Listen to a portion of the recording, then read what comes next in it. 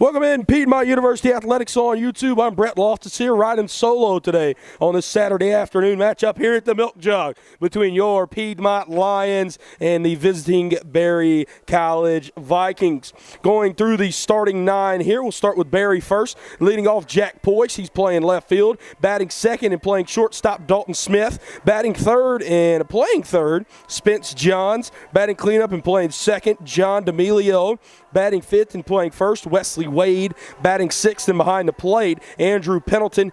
Designated hitter and batting seventh, Dylan Bailey. Playing right field and batting eighth, Blake Hyman. And batting ninth and playing center field, Zachary Hardy. On the mound for Berry today, he'll be in the mound in the bottom half of the inning will be the right-handed pitcher, Patrick O'Rourke. For your Lions, we'll go around the defensive lineup here.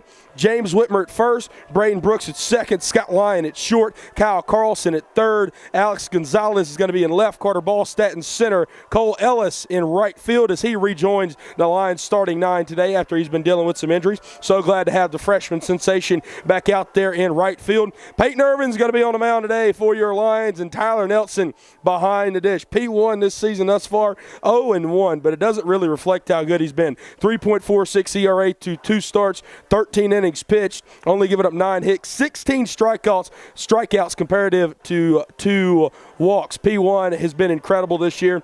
He had a good opening day outing, had a bad last inning against Cal Lou, and then since then at Memphis last weekend, he went 7 strong innings with 10 strikeouts and 2 earned, and Peyton's ready to be back out here at the Milk Jug today. 6-2 Berry College Vikings coming in here against your 4-2-1 Piedmont Lions. We'll get to that one later on in the broadcast. As I'm Brett Loftus here, Piedmont University Athletics on YouTube. We are so glad to have you here at the Milk Jug this afternoon. It is beautiful, about the best weather you can get, about 60 degrees here at first pitch. 1:58 p.m. start time. Peyton goes into his windup. First pitch will be up and away there. 1 ball, no strikes. Piedmont in their white and green pinstripe uniforms. Green cap today. Berry, navy blue on gray with navy blue hats. 1-0 turns into 1-1 there as P1 evens it up. Pretty good crowd here for 2 p.m. game on a Saturday afternoon. Obviously a lot of Piedmont hopefuls, and some have made the travel up from Rome, Georgia to watch Berry. Poist puts this one out in the left field. Gonzalez has a beat on it. He'll catch it there for out number 1. 3 pitches and an out there on the first AB. Very, very efficient there for Peyton Irvin. As now up to the dish is going to be Dalton Smith. And Dalton Smith so far this season having a pretty good year. He started and played in 7 out of the 8 Berry games, as he is 6 for 24 on the year, hitting .250. Hitting from the right side here, righty-righty matchup.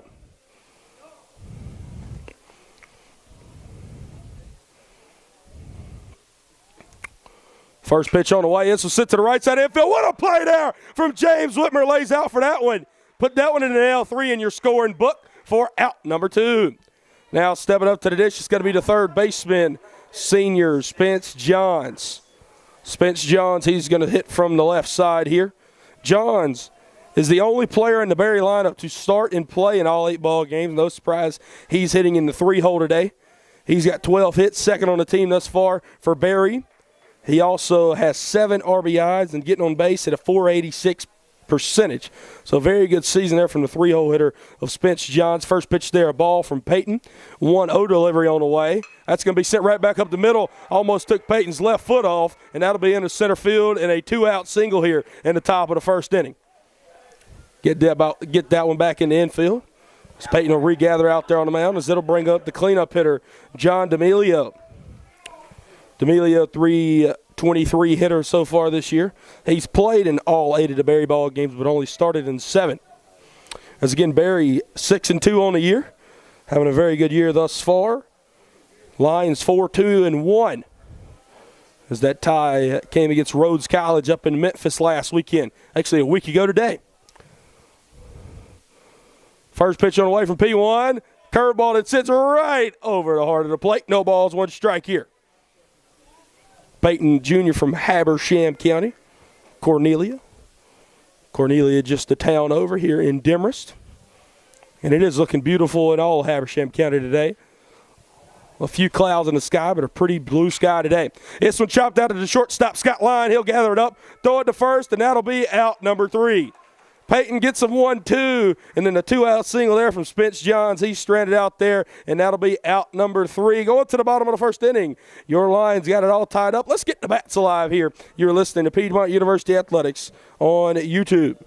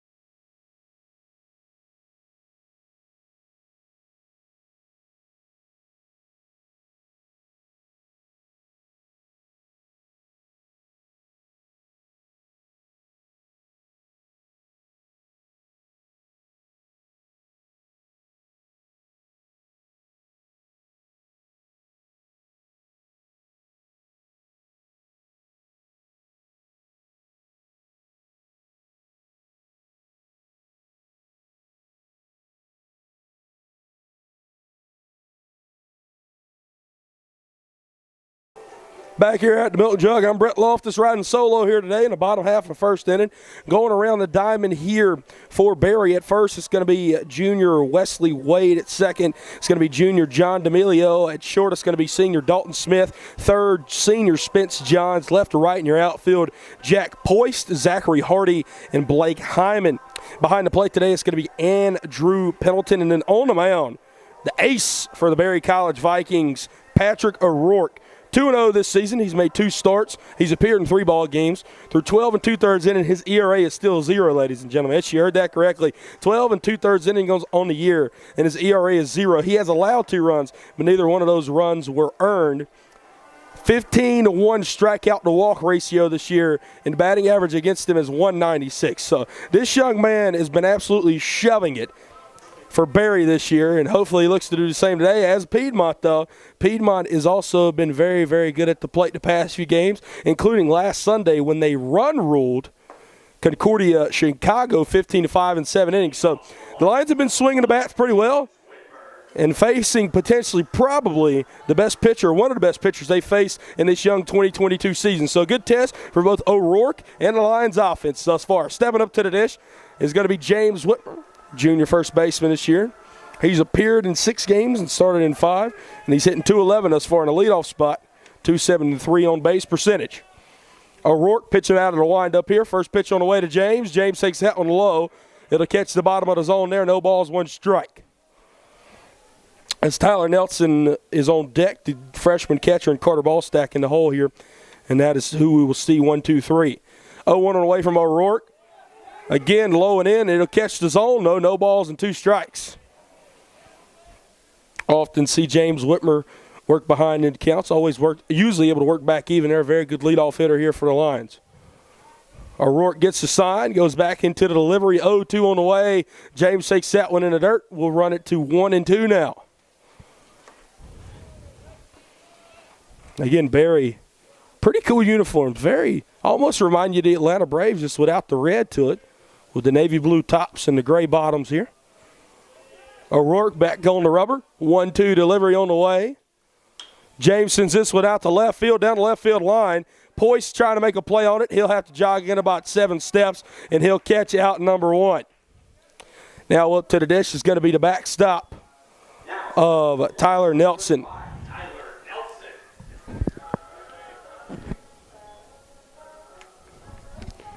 Freshman Tyler Nelson here. 2 for 16 on the year, so he's trying to get it started at the plate. He has scored 4 runs, though. Tyler's getting on base at a .263 percentage. First pitch to him, going to catch the bottom of the zone, as that'll be 0-1.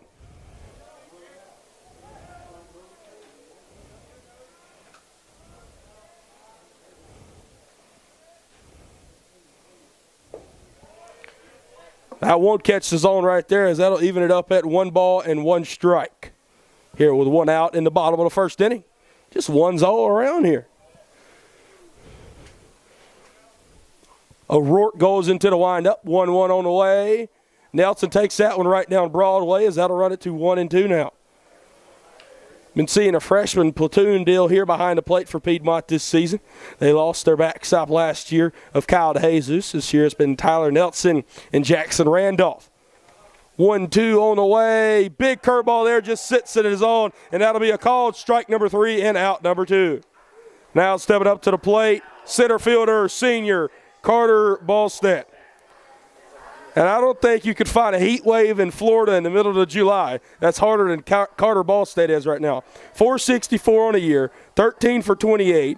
He's got 4 homers and 14 RBIs, and somehow he was not the USA South Player of the Week last week. So he's got to come out here and hopefully make a statement here this weekend. First pitch to Carter, big swing and a miss there, 0-1.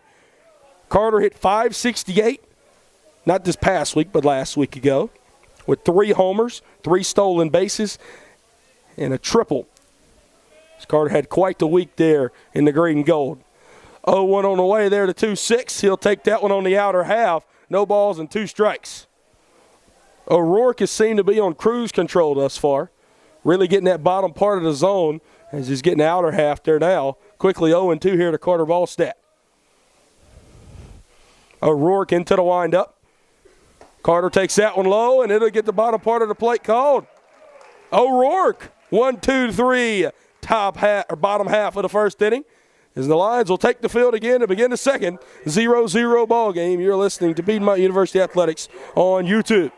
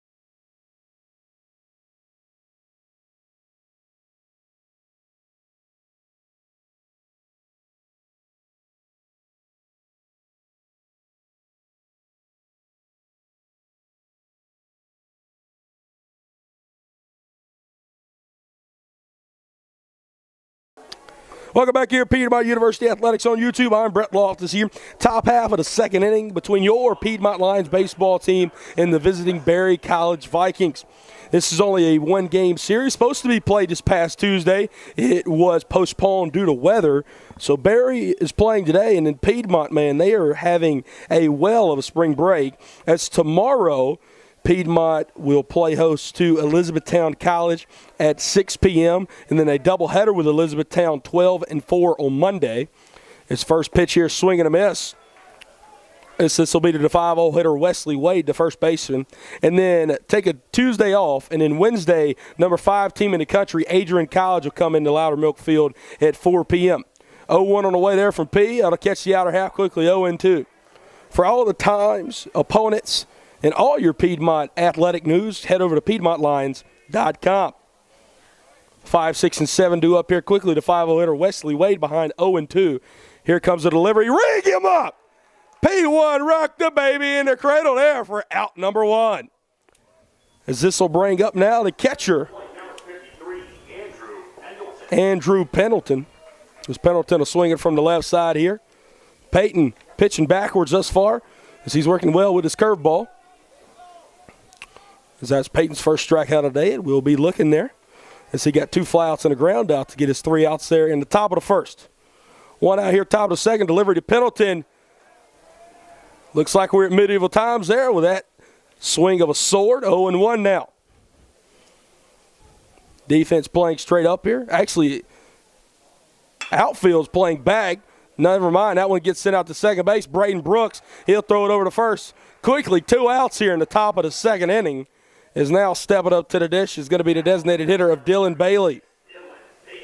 Dylan Bailey only making his second start of the year, though he has appeared in 7 of the 8 Berry contests coming into today. 1 for 7 on the year.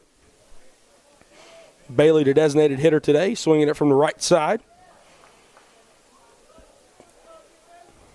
First pitch on the way. That'll be in the dirt there from Peyton, 1-0. Been very impressed this season thus far with Tyler Nelson. Tyler Nelson behind the plate again. Talk about the freshman platoon roles that both of the catchers have played. As a 1-0 makes it 2-0. Both of those catchers have been very, very good defensively as well, swinging it about as well as you could expect a freshman to do. Still settling in here, but just defensively, they've added so much to the game and really helped save some runs for Piedmont so far this season. 2-0 on the way. That'll catch the outer half. 2 balls and 1 strike. Peyton got behind there, but as P1 does, working back in the count now. Braden Brooks playing out there in shallow right field on the edge of the outfield grass. So it's Scott Lyon there at short. 2-1 on the way here. That'll be up and out of the zone. Peyton in danger of issuing his first walk today. 3 balls, 1 strike here.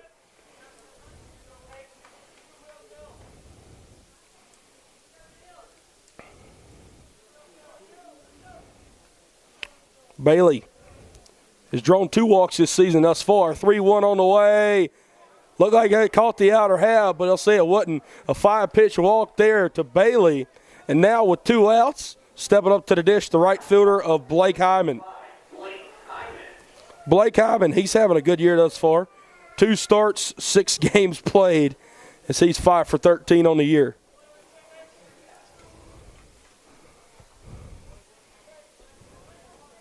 Another righty-righty matchup. As we'll see Bailey over there get his lead at first. That'll catch the lower part of the zone. No, it won't. 1 ball, no strikes.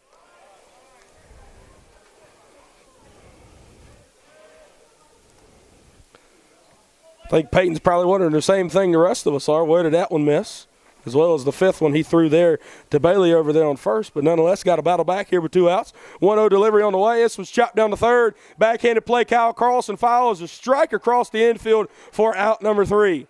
Second inning, same story as the first. Quick 2 outs. Base runner, they're left out there stranded. We'll stay deadlocked at 0. Heading to the bottom of the second inning, you are listening to Piedmont University Athletics on YouTube.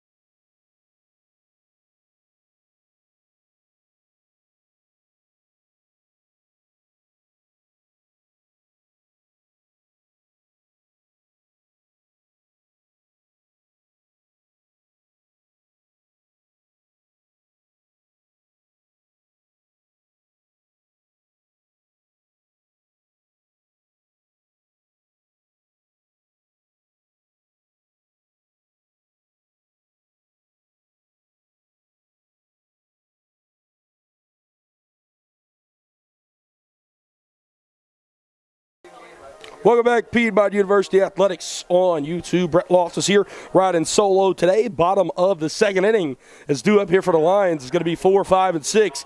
And it's going to be 3 powerful bats is leading us off here. It's going to be the designated hitter of Mr. Hunter Kane.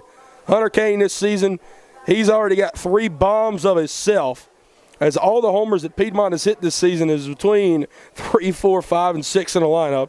As Carter has 4, Hunter Kane with 3, and then Kyle Carlson and Alex Gonzalez with 1 apiece as they are due up here in the inning as well. First pitch there from O'Rourke, going to catch the outer half. No balls, 1 strike.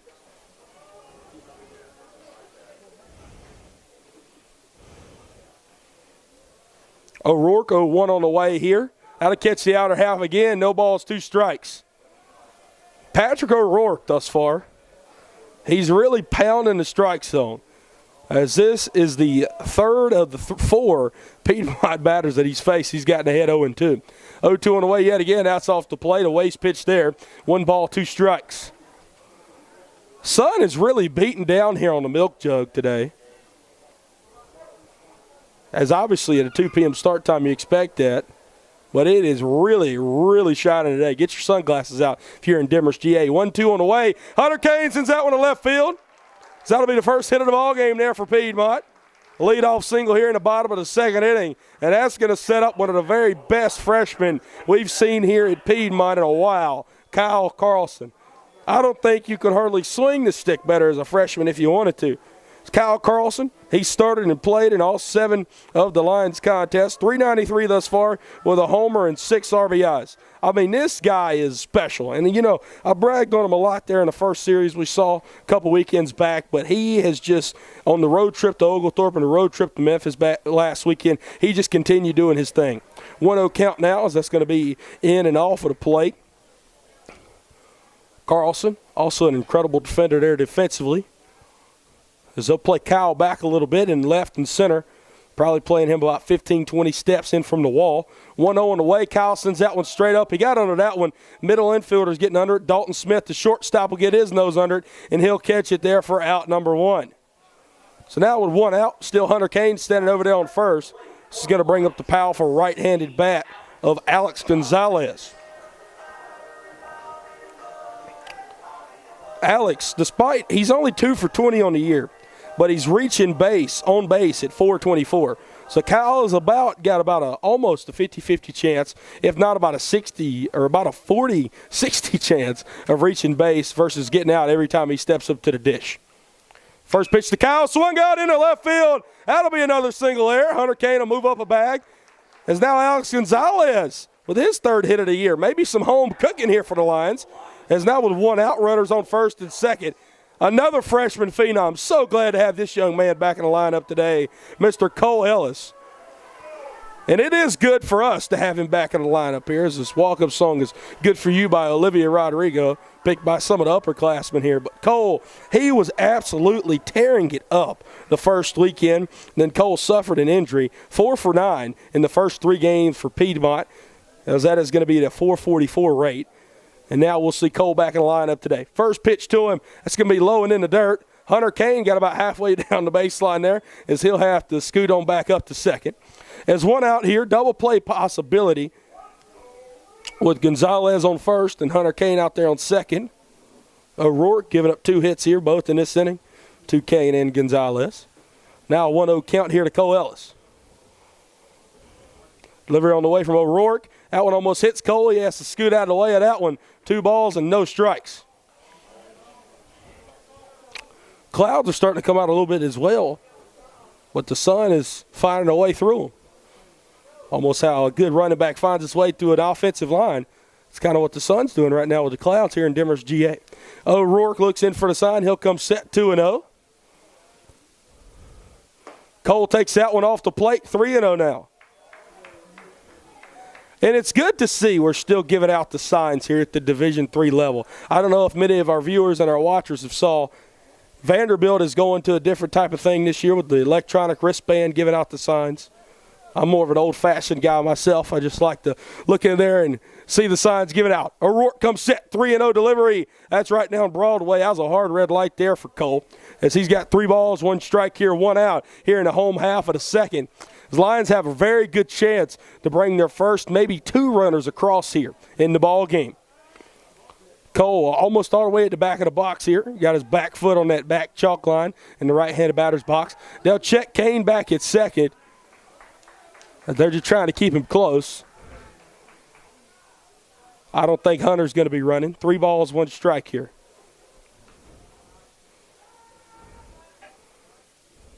Gonzalez nor Kane have a stolen base this year. As we're seeing the third baseman, Spence Johns, play a little bit equal with the bag there. See what we get here on 3-1 from O'Rourke.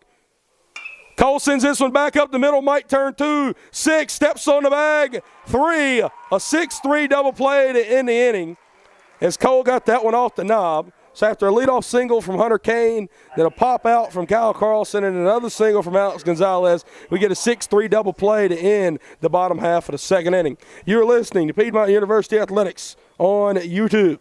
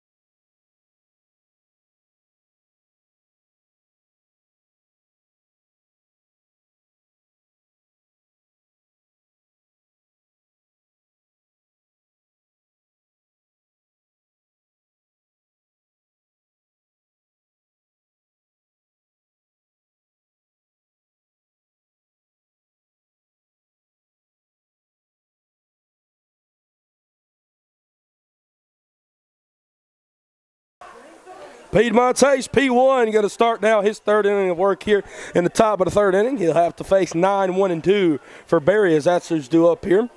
And my apologies there. Brett Loftus, Piedmont University Athletics on YouTube. Actually, Alex Gonzalez is 2 for 2 on stolen bases this year. Does not have a stolen base at home. Rather, should I have said moments ago. Hunter Kane does not have any stolen bases either. As Carter Balstead, just another few guys were wondering at home. I'm sure you were. Carter Balstadt leads the lines with 8 stolen bases this year, and he's still perfect out there on the base paths. As we'll see if Carter, if he gets on today, he can steal himself another maybe 2, 3, or 4 stolen bases. As now stepping up to the dish, it's going to be Zachary Hardy, as he's appeared in 6 of the 8 Berry ball games, started in 4. First pitch on the way from P1. Try to get that bunt around, look like he got it back. But nonetheless, a called strike number 1. No balls, 1 strike here. Kyle playing on the edge and infield grass down there at third. P1 into the windup. 0-1 on the way. Big curveball just sits in the middle of the zone. I guess it was a bit too high for the home plate umpire's liking, as that'll even it up at 1-1. That sun beating down. It's kind of hid back in behind the clouds now. 1-2. As that doesn't catch the plate either, as that'll run it to 2 balls and 1 strike now. Seen this home plate umpire, he's calling a lot outside, calling a lot catching the lower part of the zone, but not calling the lower outside part of the zone thus far. 2-1 on the way, right in the middle of the zone. 3 balls and 1 strike. I can only assume that it is too high. As now Peyton will have to not try and issue his second walk of his ball game here. 3-1 on the way. This one's sitting down the right field line. As that'll go out of play and foul right where the Berry bullpen is. As now we'll do the full count here between Peyton Irvin and Zachary Hardy.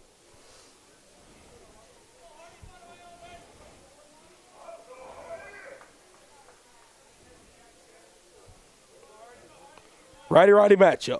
3-2 on the way from P1. This one chopped back to him. Can't get his glove on it. Up the middle. And a chopper sent into center field for a leadoff single. Good piece of hitting there from the 9-0 hitter, Zachary Hardy. As that'll turn over the lineup and stepping up to the dish, Jack Poist. And Jack Poist was retired his first time around. But let me tell you, this guy, I didn't even get to tell you how good he has been doing this year. Right now, he's hitting .500 on the year after getting out in that first time around. 15 for 30 on the year, hitting .500 with 8 RBIs, 2 doubles, and 3 triples, scoring 9 runs this year. I mean, this guy has been the offensive catalyst for Berry thus far, as he'll square around there, able to get it back in time. First pitch is a ball off the plate, 1 ball, no strikes. I can't tell where it's coming from, but Berry has a pretty good cheerleader down there, cheering on the guys at the plate. Very deep voice. I don't know if he'd be a bass or maybe a little bit closer to a soprano, but down there somewhere. Just check the runner back at first. Good pick back move from Peyton there. So we'll do 1-0 at the plate now. As you can see on your screen at home, whether it be a television or a mobile device or maybe a laptop, getting pretty cloudy here now. Because now the shadows not playing as big as in effect as they were there in the first two frames. Here in the top of the third inning, 0-0 ball game. 1-0 smacked out to right field. Cole Ellis getting on his horse at the wall. It bounces off the base of the wall. Cole will pick it up, throw it back in. Braden Brooks, the cutoff man. Both runners will hold up at second and third. And Zach Poist continues his incredible season with now runners on second and third. No outs. Top of the third inning. Stepping up to the dish, the shortstop, Dalton Smith. Smith was retired via fly out there in his first time around. We saw Hardy there at first kind of had to hold up for a minute. But the wind's not blowing at all. And there's any kind of wind blowing out there to right center field, that's a two-run homer there on a good day. But right now, Peyton's still has a chance here to get out of this inning with not letting at least one, maybe two get across here. Peyton will step off. Top of the third, no outs. Runners on second and third after that double there. And now at the plate, the shortstop, Dalton Smith. Peyton comes set in the stretch here. On the way, that's in the dirt. Good play there by Tyler Nelson to keep it in front of him. 1 ball, no strikes. And at a lot of other fields, it's not as deep as it is here at the Milk Jug. That ball would have been going anyway, as he hit it right out there just left of the 370 sign. So if I had to give you an actual judgment, that ball probably went all of about 373, 380 feet. As that's a curveball, sits right in the middle of the zone there, and that will be called a strike. 1 ball, 1 strike here, still with no outs in the top of the third.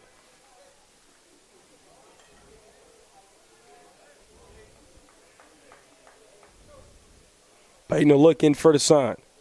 He'll come sit. P1 delivers the 1-1.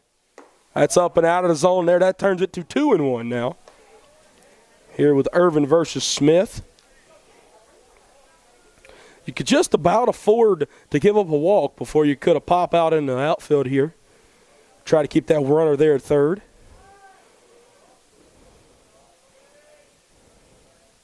Peyton will look in, 2-1 on the way. That's up and out of the zone, 3-1. And that might be what they're doing. I don't know if you necessarily want to pitch around your 2-hole to get to the 3-0 guy here with the bases loaded. But nonetheless, 3 balls, 1 strike.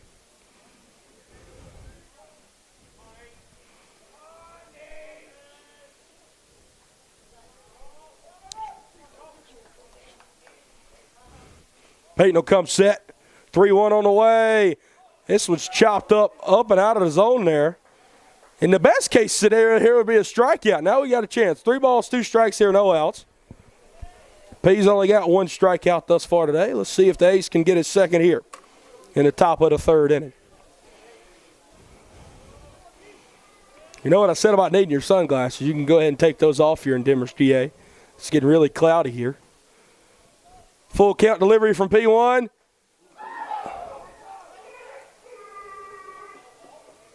It looked like is that not a foul ball? That's what you hear from head coach Justin Scally down there. Sounded like that went off the knob. And the runner has come home to score now with the runners on the corners. First, we're going to have a conversation here at home plate between the home plate umpire and Justin Scally. Coach Scally will go and talk to Peyton Irvin out there on the bump.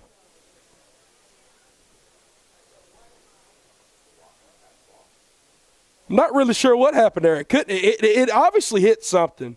And if it would have hit something, then the runner could not advance from third.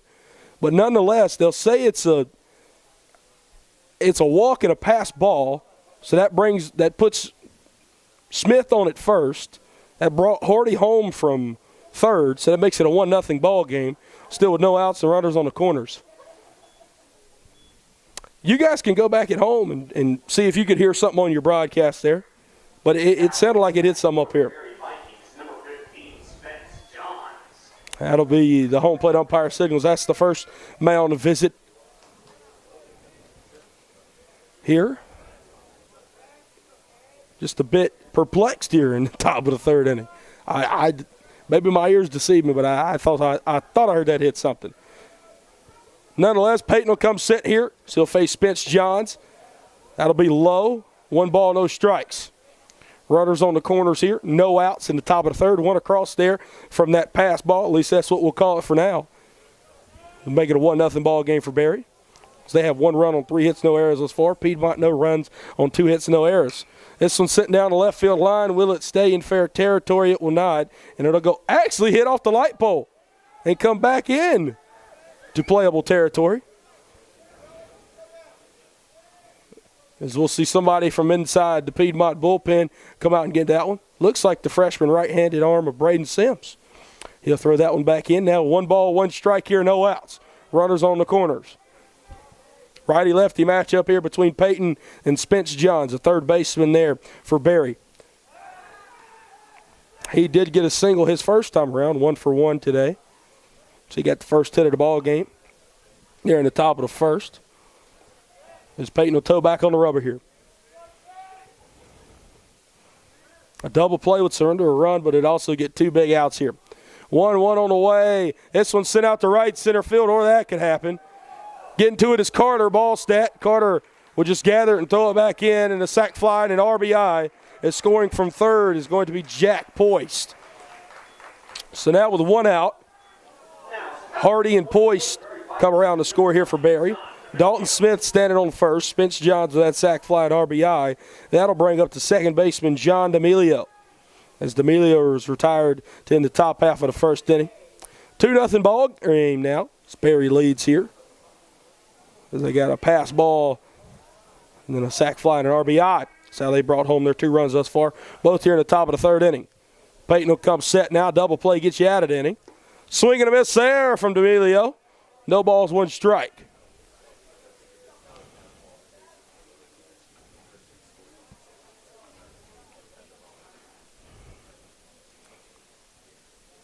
Peyton dealing with a little bit of damage here early on. It's nothing that your ace can't get you out of. 0-1 on the way. That'll bounce. 1 ball, 1 strike. Got a good double play duo up the middle there with Scotty Lyon and Bebo. Braden Brooks playing short and second here today. See if maybe they can get a ground ball and turn to one here. Peyton will come set. Outfield playing pretty deep there. This one's hit out to right field. It'll stay fair. Cole Ellis will have to play it. It'll stay just inside that foul line. Cole picks it up, throws it into second. Braden Brooks cuts it off, and a 1-out double here will move everybody up to second and third. And Berry's putting on a hitting display thus far here in the top of the third inning. As now up to the dish, the first baseman of Wesley Wade. As now runners on second and third. Righty-righty matchup. 1 out. The conventional double play is taken out of contention here. And now Berry has another chance to just put another one up and into the outfield and get another sac fly at an RBI here. As Wade, he led off there in the top of the second and was retired via strikeout looking. As he'll be all up on the plate now. First pitch from Peyton. This one sent out to first. Backhanded play, can't make it there. Whitmer and Braden Brooks picks it up, but it's too late. As that'll bring home another run. Advancing the third on the play there is Dimiglio. Now runners on the corners here, still 1 out. 3-0 ball game, Berry leads. And now the left-handed hitting catcher of Andrew Pendleton up to the dish.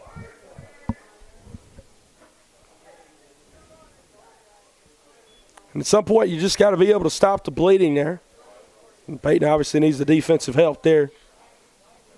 As that'll be scored as an E3 fielding error there on James Whitmer.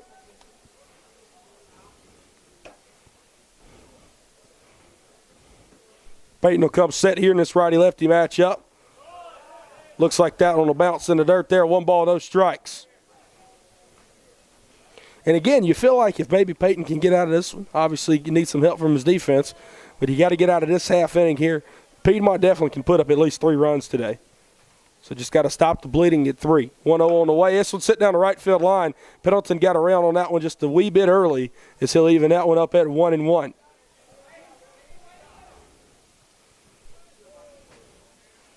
One out here. Pendleton, a 6-hole hitter.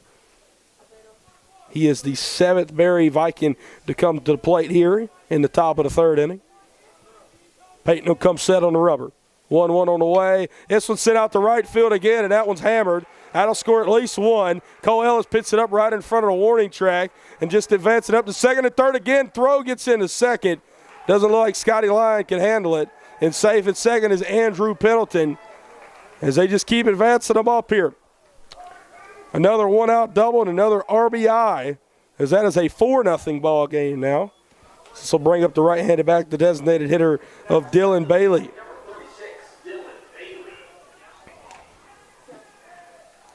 Seems like Barry's been able to tee off on Peyton's off speed thus far.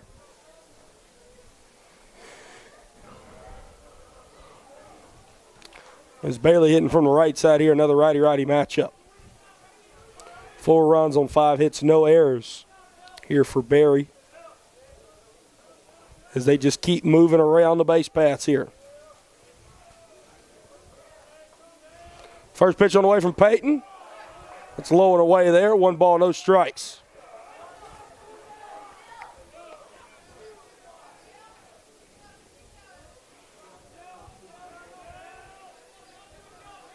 Peyton's still looking to get out of this inning as Barry's just been hammering the ball to right field. 1-0 on the way, swinging a miss there, 1-1. That'll help with Peyton's confidence. 1 ball, 1 strike here, 1 out. Some good offensive production here from Barry in this inning. And so far, we've seen 3 runs, 3 hits. Also had 1 error there that helped contribute to a Barry run. Or 4 runs on 4 hits, pardon me. Another swing and a miss there, 1 ball, 2 strikes now.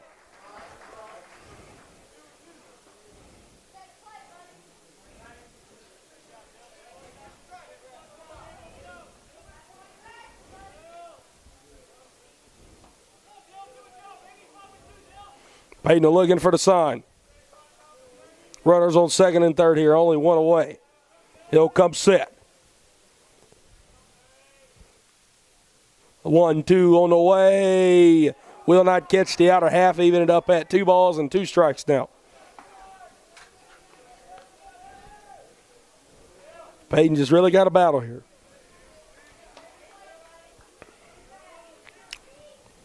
Oh, still only 1 out with 2 runners on. It's a big out at the plate right here. Hopefully it come in form of a strikeout. As we saw Bailey walking his first time around. Now he's worked it even at 2-2.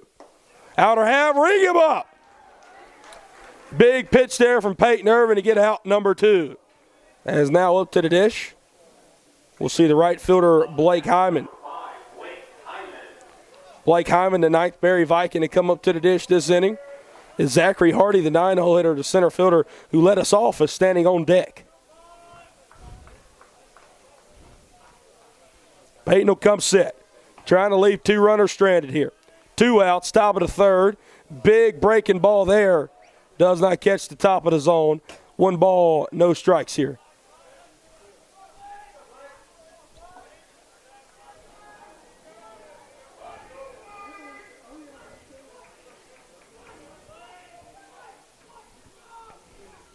One on away from Peyton. Out to catch the outer half, and it's a called strike 1. Even it up at 1 ball and 1 strike here. 2 outs, 2 runners on. Second and third here. Quite the inning we've seen here from Barry as they put 4 across so far. 1-1 on the way. This one's fouled, tipped back into the net. As it'll be 1 ball, 2 strikes now. Peyton needs just 1 more pitch to get out of the top of the third inning. And say it with me, stop the bleeding. That's what needs to happen here to keep that Piedmont offense, that confidence up. They've come back from being down by as many as 7 thus far. 4 shouldn't be a problem. P looks in for the sign. He'll come set. 1-2 on the way. This one's sent out to the shortstop, Braden Brooks. He'll make the play, throw it over to first for out number 3. 4 runs, 4 hits, 1 error, 2 left on there for Barry. They take a 4-0 lead as the Lions will pick up the bats here in the bottom of the third inning. You're listening to Piedmont University Athletics on YouTube.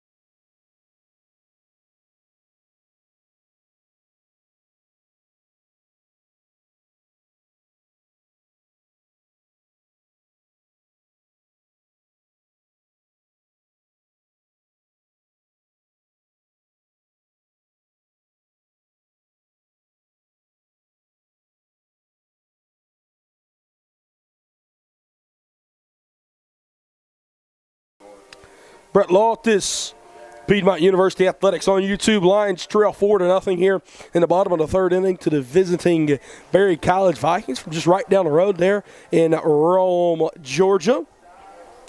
Coming in for this one-game set this afternoon, as Piedmont has a 3-game set over the next 2 days with Elizabethtown College from up in Elizabethtown, Pennsylvania, as they'll play at 6 p.m. tomorrow night, weather bearing. And then Monday, a doubleheader beginning at noon. Tuesday off for the Lions, and then Wednesday afternoon they'll play the number 5 team in the country, Adrian College Bulldogs, at 4 p.m. Again, you can check all the dates, times, and opponents, as well as other Piedmont University athletic news on PiedmontLions.com. Due up here for Piedmont, 8-9-1. Scotty Line leading us off here. He'll foul one up and out of play there. No balls, 1 strike.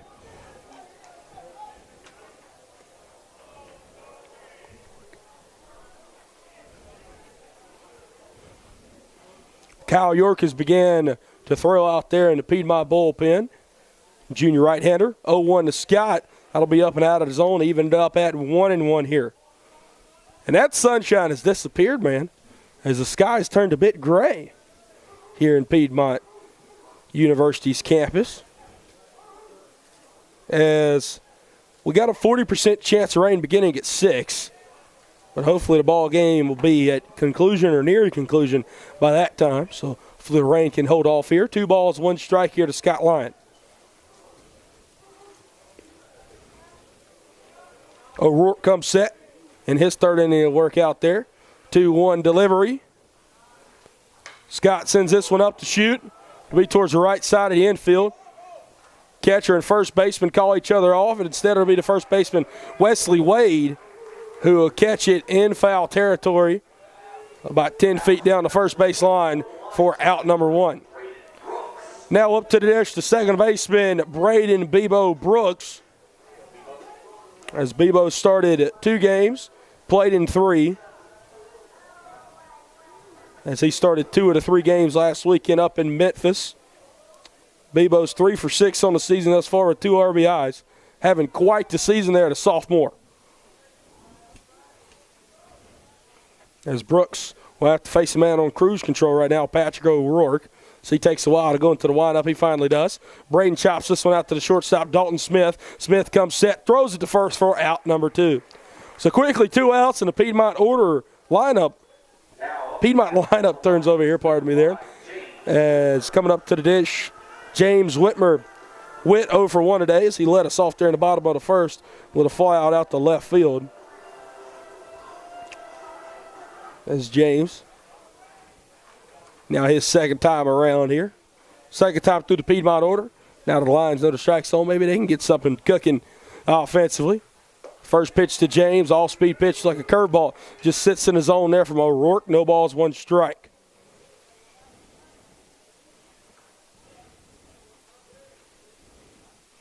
O'Rourke goes into his windup.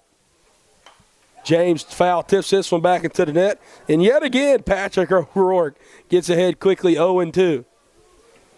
You hear it all the time, no matter if it's 8U baseball or if you're playing in the majors. Pitchers that get ahead early and throw strikes are usually the ones that are most successful. And that's what Patrick O'Rourke has done today. 0-2 delivery on the way. That's up and out of the zone. A waste pitch there. 1 ball, 2 strikes. And you can honestly see now,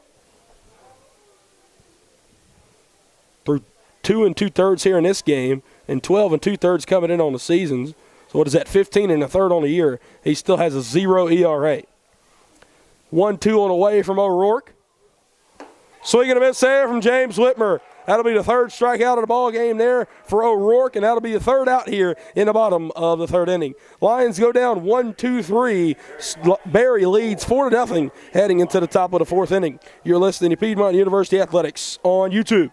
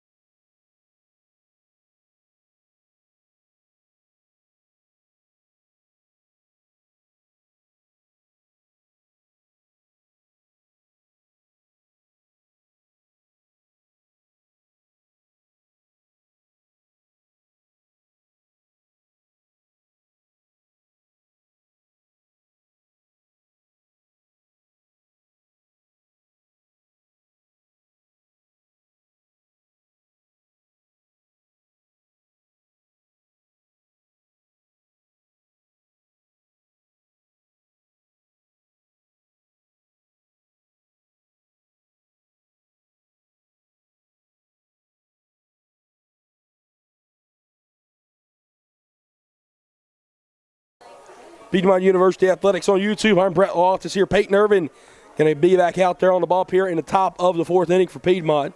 He had a rough top of the third where 4 Berry Vikings came across. A 1-2-3 inning would go a long way for Peyton here. As we mentioned their last half inning when the Lions are at the plate. Kyle York warming up out there in the Piedmont bullpen. Piedmont University Athletics on YouTube. I am Brett Loftus. 9-1-2 due up here for the visiting Vikings from Berry College. As we'll see leading off Zachary Harding. Hardy led off there the top of the third. Really got the rally going there early for Berry.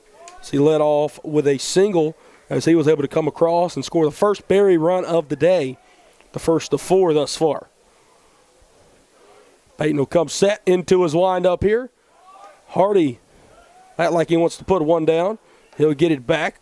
First pitch is a ball anyway off the plate. 1 ball, no strikes here.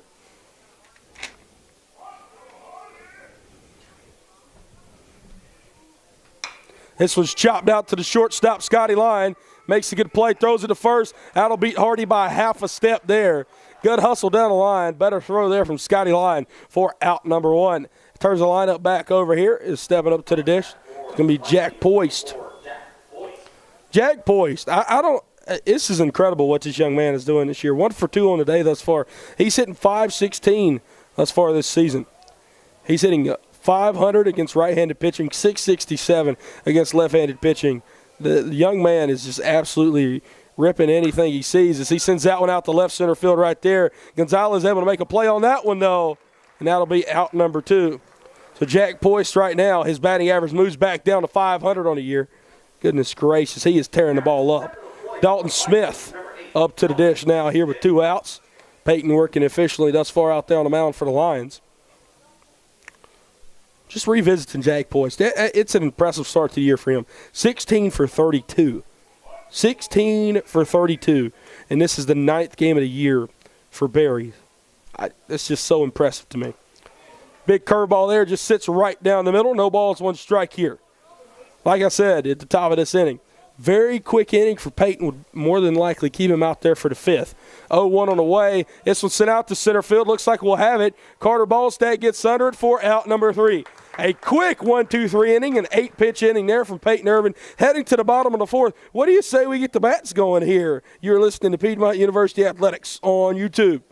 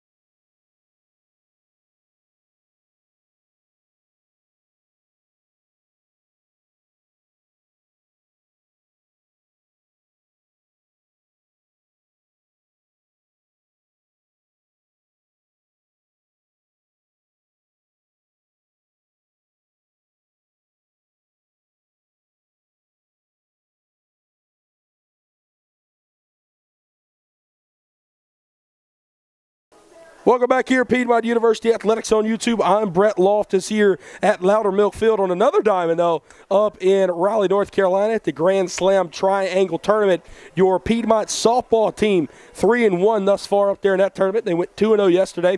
Lost the first game they played there this morning and then able to win here this afternoon. They'll play Greensboro at 7 p.m. tonight. So a triple header there for Piedmont softball up there in Raleigh, North Carolina. 3-1 in that tournament thus far as they are 5-3 on the year.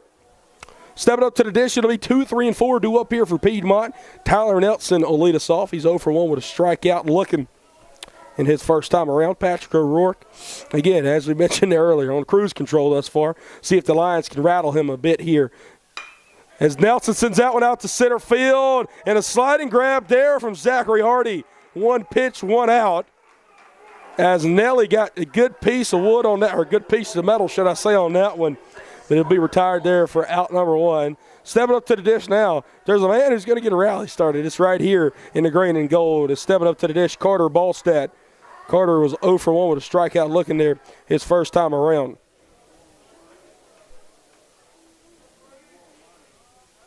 Righty-righty matchup. First pitch to Carter. How to catch the outer half. No balls and 1 strike here.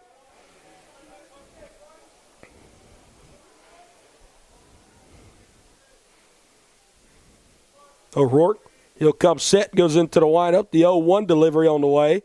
Carter sends that one up to shoot. It'll be out in center field. Hardy will get his nose under that one, and he'll grasp it for out number 2. Zachary Hardy getting some good outfield work in here, so he's caught the first 2 outs at the bottom of the 4th inning, as this will bring up the cleanup hitter of Hunter Kane. Hunter Kane got the first hit of the ball game there for Piedmont, his first time around there in the bottom of the 2nd inning. There's only 1 of 2 hits thus far. Alex Gonzalez has the other. Another righty-righty matchup here. O'Rourke comes set. First pitch to Hunter, almost catches him there. 1 ball, no strikes there. A lot of puppy dogs out here at Louder Milkfield today, as you'll usually see that. Puppy dog watch unofficially. I've seen at least 6 come and go. 1-0 on the way here from O'Rourke. That'll be off the plate. 2 balls, no strikes here. 2 outs in the bottom of the 4th inning. Looks like they're in the berry section. We got a beautiful, beautiful golden retriever.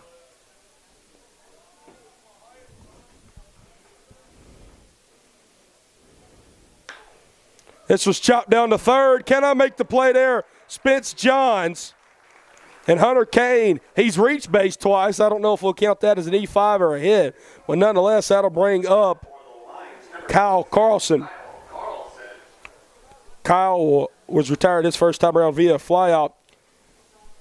36 pitches, 26 strikes for Patrick O'Rourke. So he's only thrown 10 balls thus far.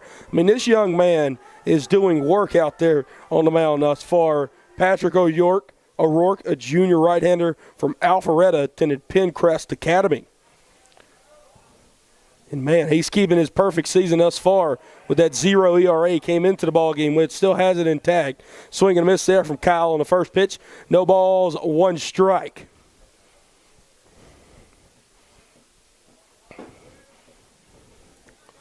Hunter Kane, they'll say he reached via an E5 over there. Kyle takes that one. Won't catch the bottom of the zone there. Good eye there. 1-1. 1 ball, 1 strike here, 2 outs. Hunter Kane over there on first, reaching via an E5. 1-1 on the way. This one sit to the right side of the infield. The freshman phenom continues his good season with a 2-out single to the right side of the infield. Now with 2 runners on, 2 outs here at the bottom of the 4th. Here comes the powerful left fielder of Alex Gonzalez.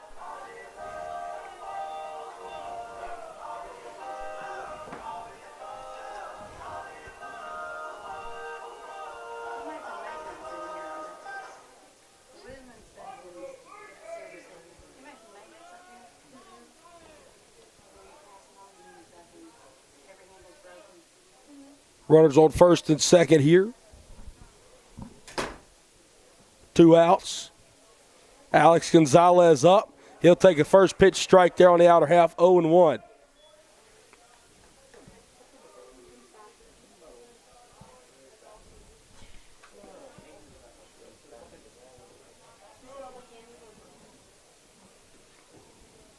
Coming set here, O'Rourke. 0-1 delivery from him on the way. Gonzalez takes that one in the dirt, evens it up at 1-1.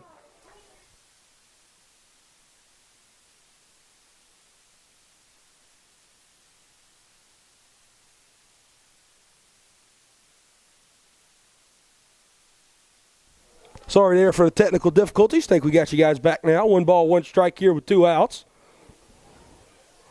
Here comes a 1-1. Gonzalez takes that one low and away. That'll run it to 1-2 now with 2 outs here. Big spot in the ball game thus far. Lions down by 4 here in the bottom of the 4th. Really got to feel like 1 run getting across here would be really big in the perspective of the ball game. 1-2 and away. Gons takes that one in the dirt, as that'll be for the first time today. Deuce is wild. 2 balls, 2 strikes, 2 outs here. 2 runners on here in the home half of the 4th inning. O'Rourke, he's worked out of a bit of danger thus far in the bottom of the 2nd into a little bit more here in the bottom of the 4th. 2-2 and away. Again in the dirt, run it full. They'll throw it back to second, almost get Hunter Kane on the backside. Instead, they will not. 3 balls, 2 strikes, 2 outs here, as we'll see Kane and Carlson running here on the pitch. Alex Gonzalez, with Kyle Carlson's speed over there at first, if he could put something in the outfield, he'd be really, really good in cutting into that deficit here. Maybe 1, maybe 2 runs. Be in a really, really good position. Full count on the way. He sends this one out to left field, right to the left fielder, Spence Johns, for out number 3. He hit it on the barrel, but Gons hit it right to him, as the Lions will strand 2 more here after Kane reaches via an E5 and Kyle Carlson reaches via a 2-out single. Going to the top of the 5th inning, you're listening to Piedmont University Athletics on YouTube.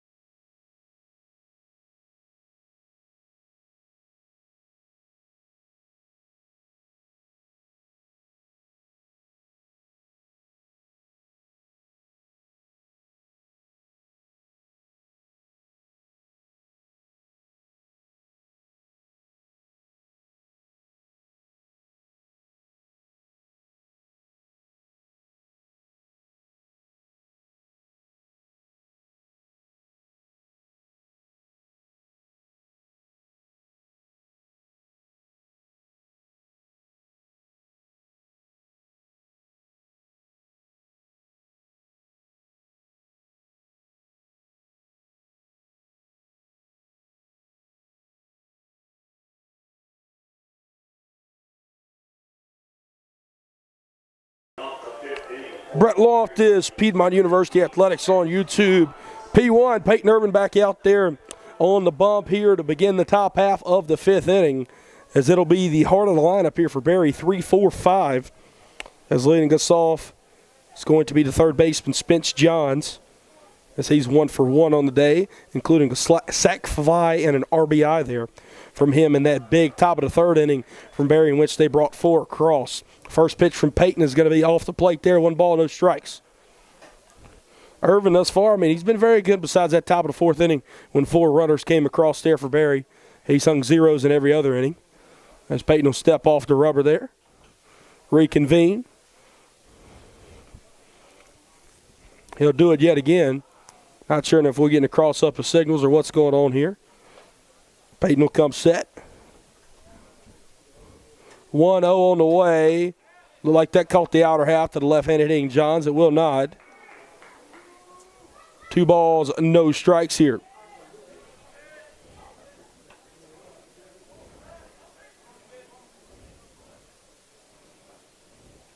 Two on the way from Peyton. That's it right back up the middle. Actually hits the second base bag, as Carter Balstead will play that one in the center field.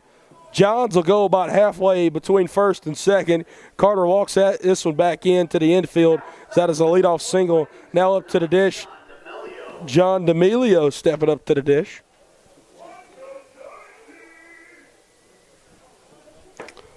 As our Berry choir still down there cheering on the Vikings.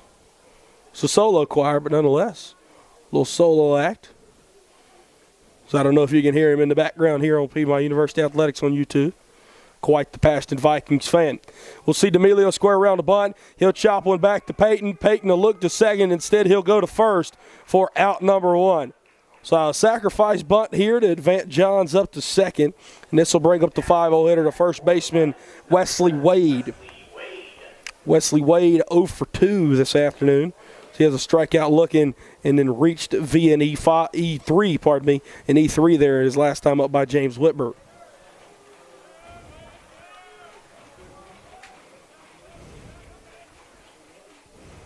Peyton will come set here in the stretch. Runner on second, one out here, top of the fifth. That'll catch the lower part of the plate there. No balls, one strike.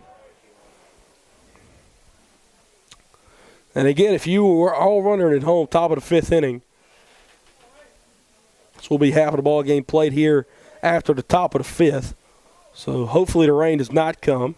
But Piedmont will obviously get the chance here in the bottom of the fifth to bat as well. So that'll be off the plate, even it up at 1-1.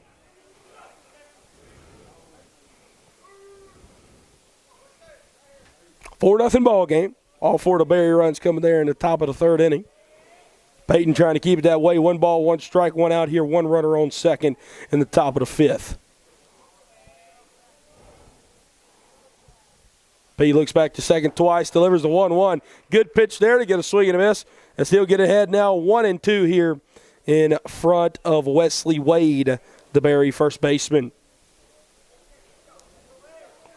Wade, a junior from Lindale, Georgia, attended Pepper Rail High School. What a name is that? Like peppermint when it said Pepper Rail. Peyton will come set. He'll look back to second twice. He'll deliver home, 1-2. That almost hit Wade. Wade had to move out of the way of that one. Looked like he gritted at the right-handed batter's box as we'll do the 2-2 delivery yet again.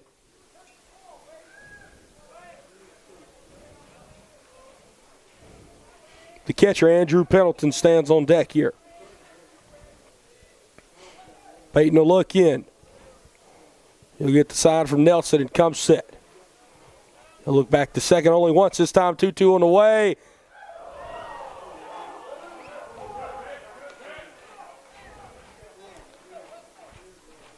Piedmont faithful didn't know where that one missed at. That'll run it full at 3 balls and 2 strikes. Neither does Brett Loftus, for the record there. So one out here, one runner on second. Full count at 3-2. Peyton will come set. Out of the stretch here. He'll check second twice, 3 times. He'll come home. 3-2 on the way. Chop down the third base line and foul. Third base coach for Berry makes a good barehanded play and throws that one in the Piedmont dugout. We'll do a full count delivery yet again.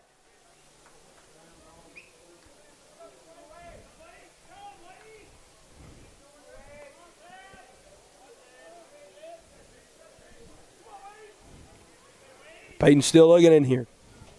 He'll come set.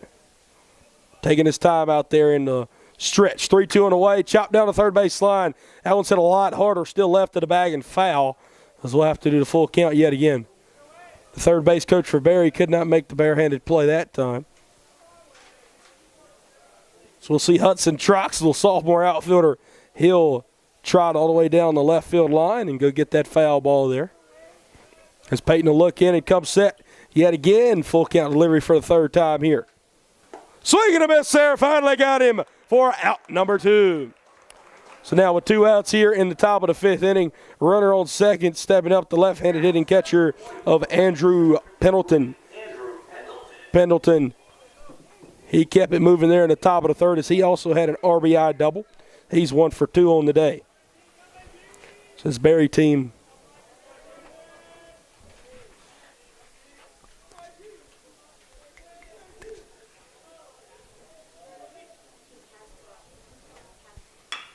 71st pitch there from Peyton Irvin, foul down the first base line. And foul to the right side of the bag, 0-1. It'll be interesting to see how many Peyton throws today. Again, as we said, that's 71 here in the top of the 5th. With as many games as Piedmont's playing over the next 9 days, you got 1 tomorrow, 2 on Monday, a break on Tuesday, another 1 on Wednesday. You take a Thursday, Friday break, and then they'll play Methodist this next weekend, Saturday, Sunday, Monday. Obviously, be willing. When are you going to throw Peyton Irvin again? Be interesting to see what kind of pitch count he's on there. His 72nd pitch flied out to Carter Balstadt in center field. And if that was all the Peyton Irvin we'll see today, besides that top of the third, I mean, that was your ace going out there on the mound, P1, able to retire them there. 4-0 ball game as we head to the bottom of the fifth inning. You're listening to Piedmont University Athletics on YouTube.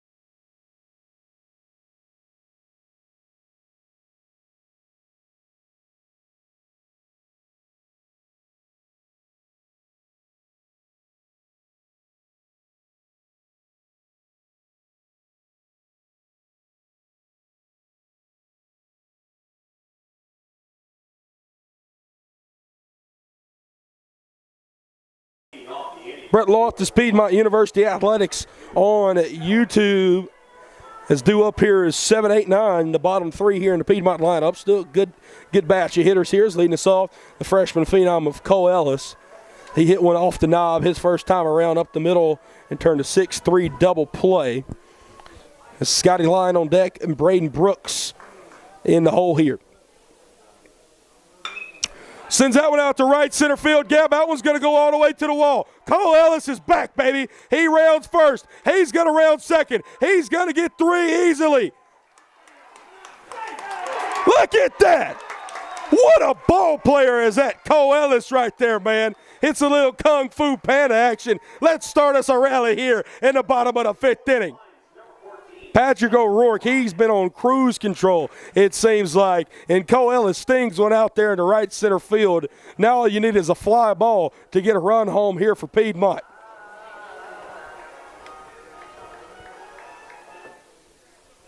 Cole did get dirty there. The belly flop slide into third. But he's standing on third. That's all that matters.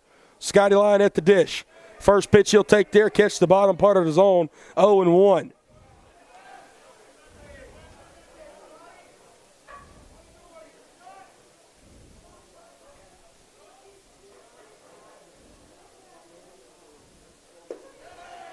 Second pitch there. That'll even it up at 1-1.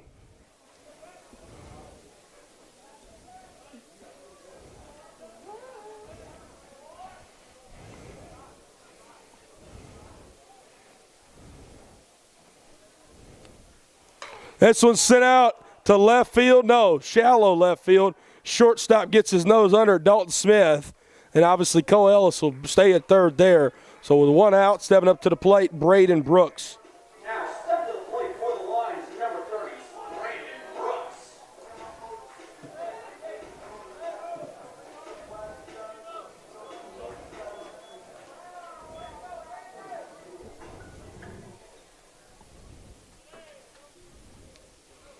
Righty-righty matchup here.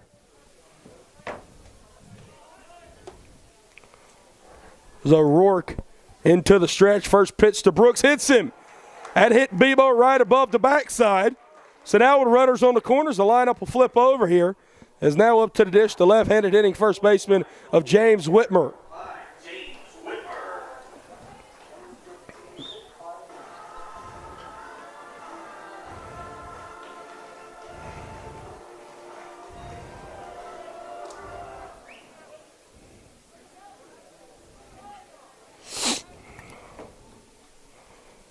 Runners on the corners, one out. Barry defense will play straight up as James is 0 for 2 on the day. He'll square around the bunt, can't get it down. Cole Ellis was about even with the cut on the infield grass there, but so was Spence Johns, the third baseman for Barry, so they couldn't throw back. Looks like Piedmont's trying to trade a run for an out here. They hadn't been able to bring one across yet.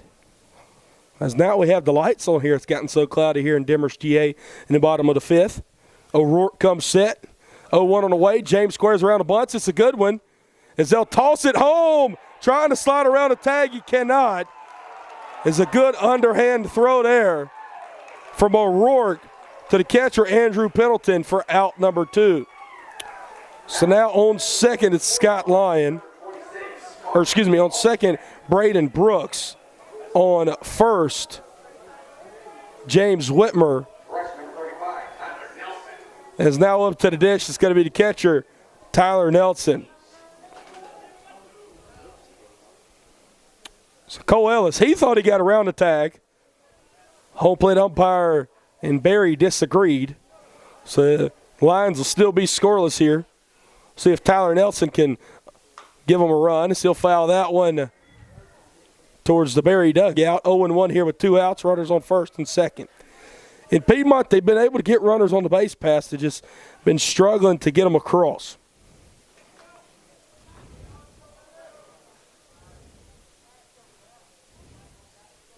Piedmont has left 3 on base thus far. Barry with 5. 0-1, both runners trying to steal here, and the double steal works.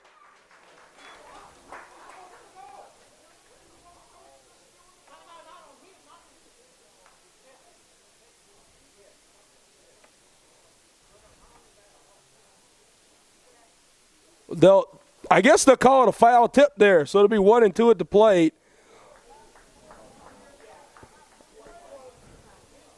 Time was called, pardon me.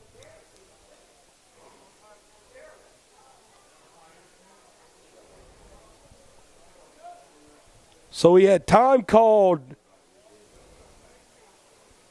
I'm not sure who was called on. Umpire called a timeout. That would make a lot of sense. 1 ball, 1 strike here with 2 outs. Thank you, Mr. Michael Thompson, running our scoreboard for us today. So we have runners back on first and second. That one hits Tyler Nelson. Doesn't matter anyways. So now stepping up to the dish. A man who's hit 4 homers this year so far. If he could hit one right here, man, it would tie up the ball game. 2 outs. Bases are juiced. Stepping up to the dish. The D3 preseason All-American, Carter Balstead. They're going to run out and have a mound visit here, pardon me there, for Barry. As Barry's coached by David Beasley, assistant coach Ben Coker, and the volunteer assistant coach Dylan Beasley. I tell you what, I think I'd have to give Carter the Barry Bonds treatment right here if I'm Barry. I would trade Carter Balstadt to put him on first. And this is no offense to Hunter Kane because we know that he can also unload the bases. But just how well Carter's been swinging it and how hot he's been at the plate, I think that I would just about have to put him on right here. Obviously, I don't think they'll do that, but I know that's very out-of-the-box thinking. But nonetheless, with 2 outs here, the hottest hitter on the planet, will probably for at least in D3 baseball, steps up to the dish.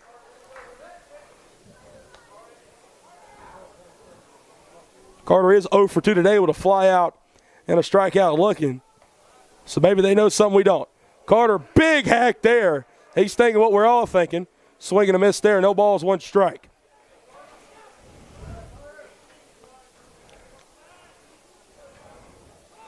Bebo on third. Braden Brooks. James Whitmer on second. Tyler Nelson on first. 2 outs here. Bottom of the 5th inning. Big opportunity. Lions trail by 4. O'Rourke delivery on the way up and out of the zone, 1-1. 2-6 in green and gold. He's having a special senior season thus far. Looks to make it even more special right here early on. In the 8th ball game of the year for Piedmont, the 9th for Barry. 1-1 on the way. Carter takes that one to the dirt. He gets away. Braden will stay at third. It scooted a good bit away, probably about 15 feet away from home plate towards the Barry dugout. But nonetheless, they'll keep everybody where they are. 2-1 at the plate here with 2 outs.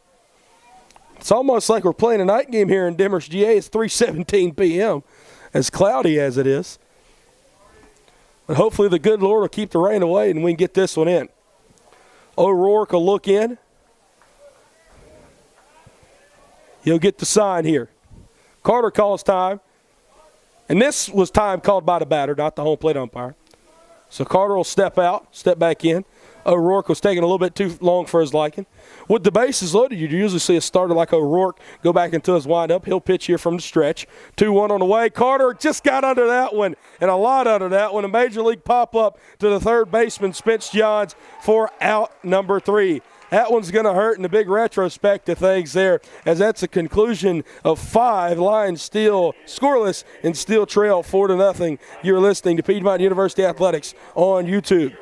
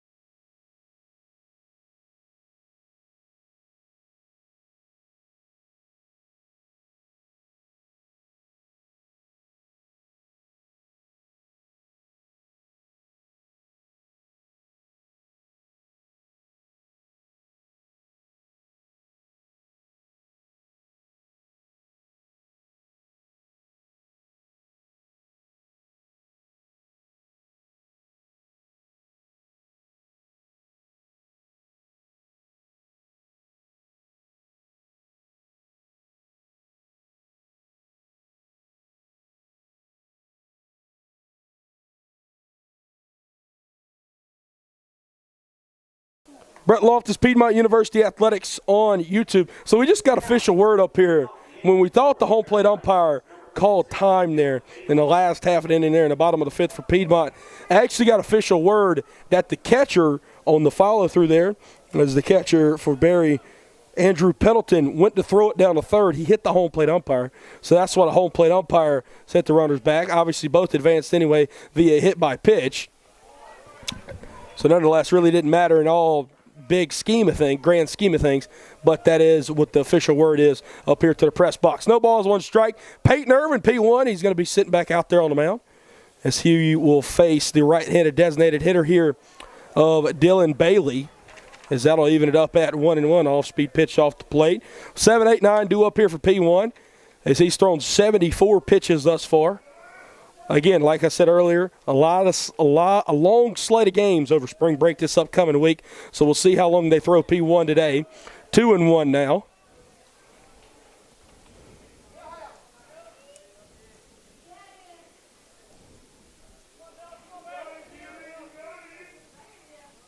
P1 goes into his windup. 2-1 delivery on the way. This one's sent down the left field line in foul territory. Kyle Carlson tried to track it down. It's out of play, and that'll even it up at 2 balls and 2 strikes.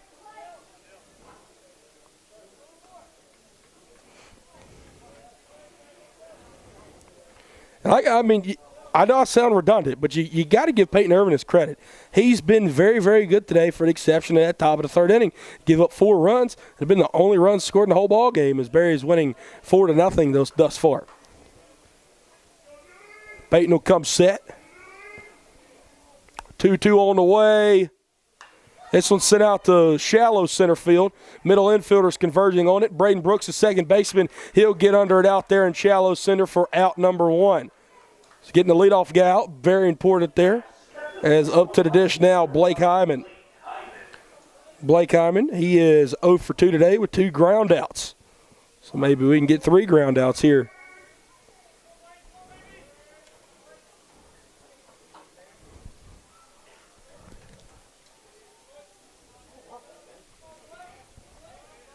Peyton will come set here.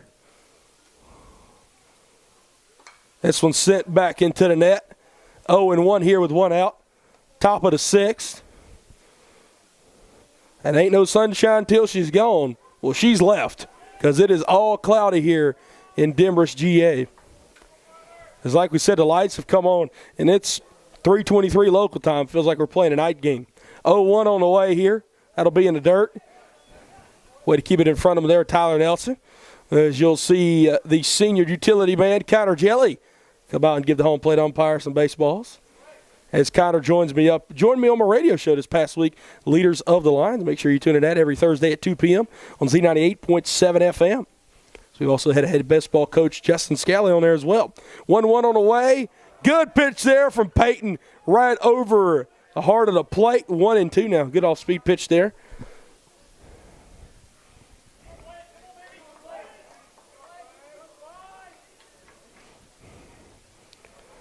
P1 comes into the 1-2. Some foul down the right field line and out of play. So we'll do 1-2 yet again. As that last pitch you just saw there, unofficially Peyton's 80th pitch.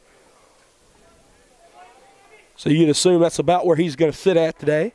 Maybe a little bit more, a little bit less. But nonetheless, 80 is where he's at thus far. This one sent out to the center fielder, Carter Balstead. Moving out to his left. He yells out he's got it in the right center field gap, and he does for out number 2. So now with 2 outs, the 9-hole man and the center fielder, Zachary Hardy, steps up to the dish. As he started that 4-run inning there for Barry back in the top of the 3rd. He's 1 for 2 on the day with a run scored. Zachary Hardy, I mean, minus what he's done at the plate, which obviously he's contributed, as I've just stated, but he has been very, very impressive out there roaming center field. Very, very great defensive day for him, as he's had some diving stops out there and able to move gap to gap out there in center field, as he'll take a fastball up and out of the zone. 1 ball, no strikes.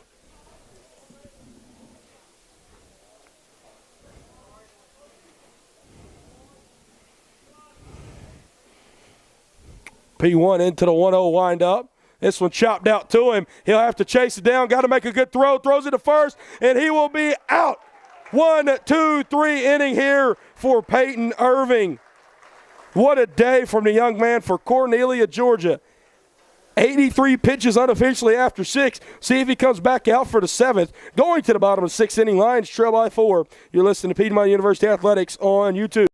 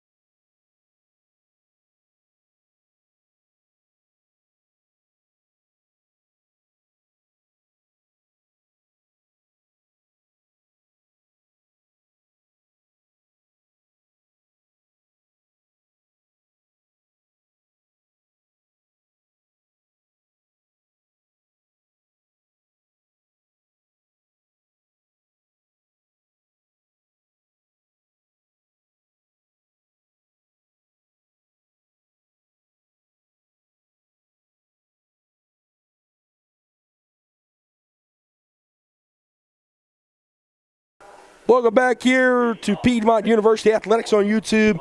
The visiting Berry College Lions leading your Berry College Vikings, leading the Piedmont Lions 4-0 thus far, heading here into the bottom of the 6th inning. I'm Brett Loftus riding solo here this afternoon. 4, 5, and 6 due up here for Piedmont. Is leading us off Hunter Kane. He'll take a big curveball right in the zone there. Patrick O'York starts him off at no balls and 1 strike. All 4 of the hits today have come from 4 through 7 in the lineup. Kane, Carlson, Gonzalez, and Ellis each have a hit apiece, and that's how many hits equals out to Piedmont total as a team. Foul tips that one back into the backstop there. No balls and 2 strikes. Hunter Kane.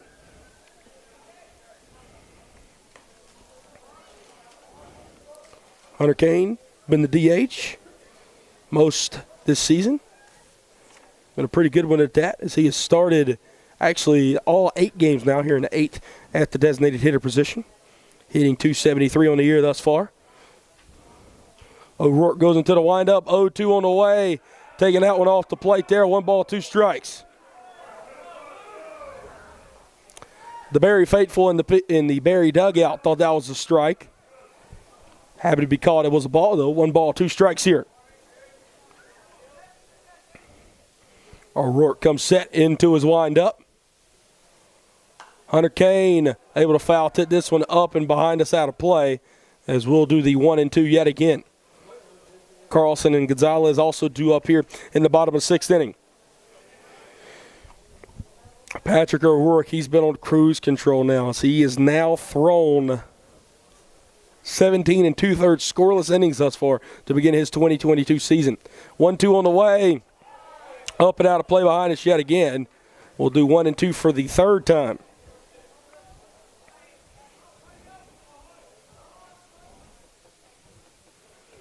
Berry defense playing straight up here. 4 runs, 6 hits, 1 error for Berry thus far. No runs, 4 hits, 1 error for Piedmont. O'Rourke into the windup. 1-2 on the way. Hunter sends this one out to the left center field gap. Can I make a play on that one? Jack Poist. Hunter Kane 2 for 3 on the afternoon. And he's also reached base all 3 times he stepped to the dish today. And now this will bring up the freshman third baseman, Kyle Carlson. Kyle able to get a single to the right side of infield his last time up. He's 1 for 2 on the day. Good piece of hitting going. A little oppo action there. Now all Kyle needs to do is hopefully just keep it moving here. Let's get some base runners on and get them across. O'Rourke back into the stretch. Kyle fouls this one off the plate there. No balls, 1 strike. Carlson, after that hit his last time up, he's hitting .400, a perfect .400 on the season thus far. .423 versus right-handed pitching, .250 versus left-handers. He'll await the 0-1 now. He'll send this one down the right field line. Doesn't look like it'll stay in play. It will stay in foul territory in play, but down there where Piedmont keeps the tarp at in no man's land. No balls, 2 strikes now to the freshman third baseman from Lassiter High School. So Hunter Kane stands over there on first. He's really improved the on-base percentage thus far. It's his on-base percentage .500 this season. Kyle Carlson at the plate.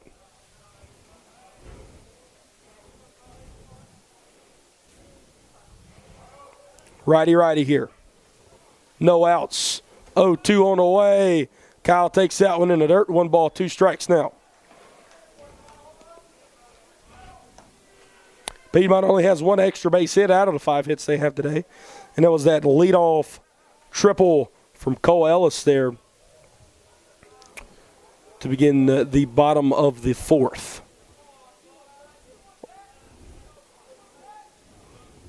Bottom of the 5th, pardon me there. 1-2 on the way to Kyle. Kyle hits it good out to the shortstop. 6, 4, 3 double play.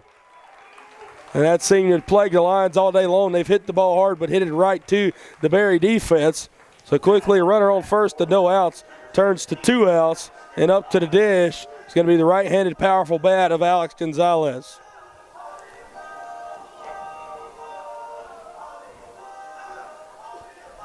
Every time Piedmont, they've been able to get something going today.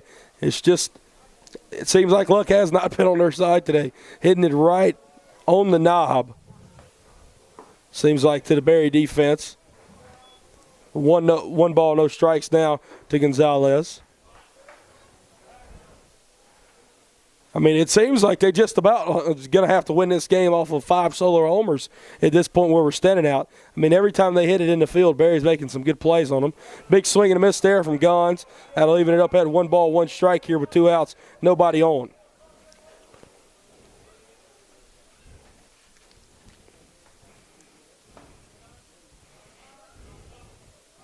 O'Rourke goes into the windup, 1-1 on the way.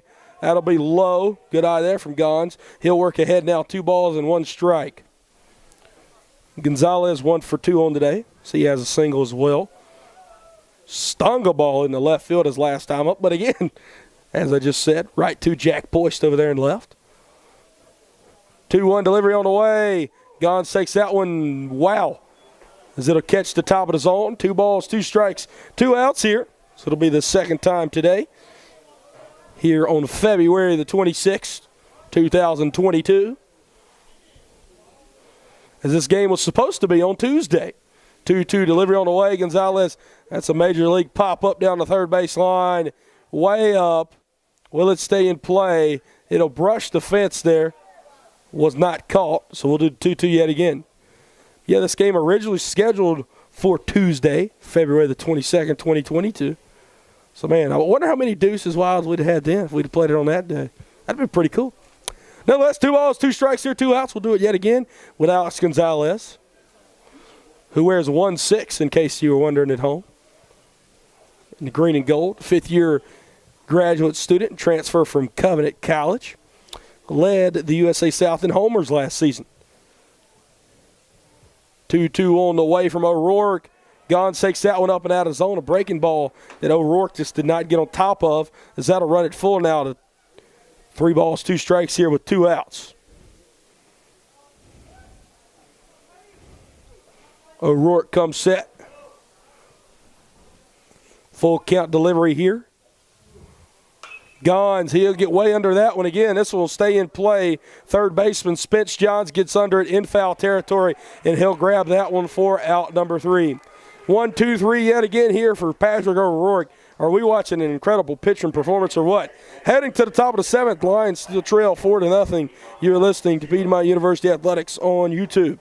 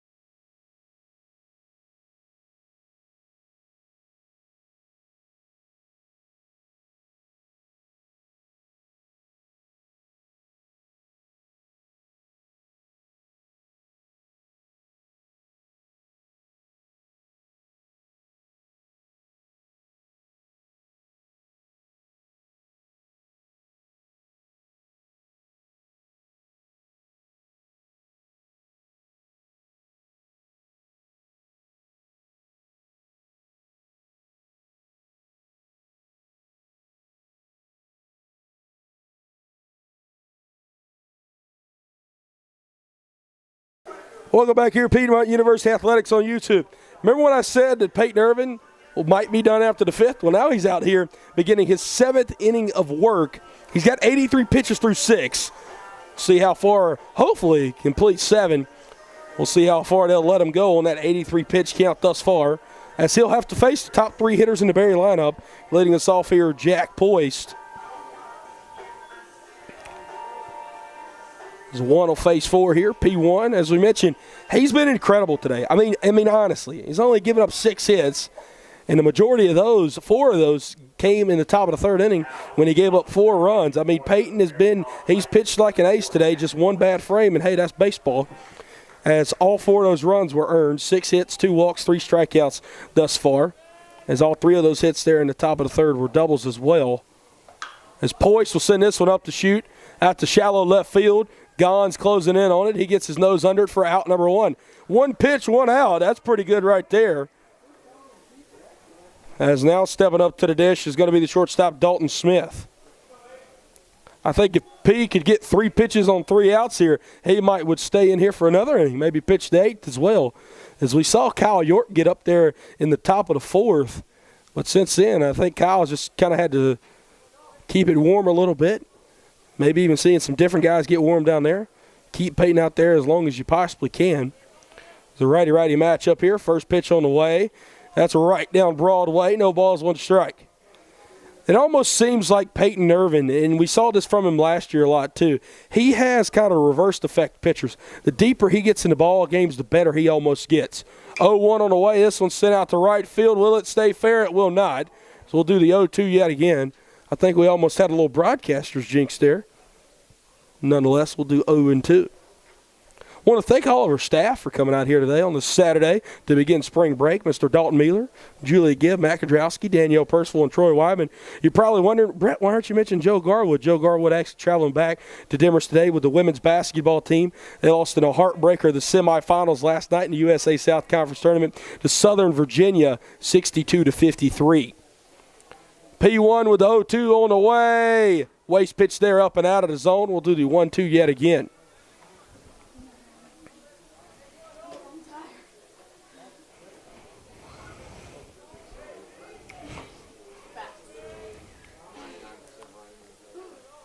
Peyton will step back on the rubber. Still in the windup.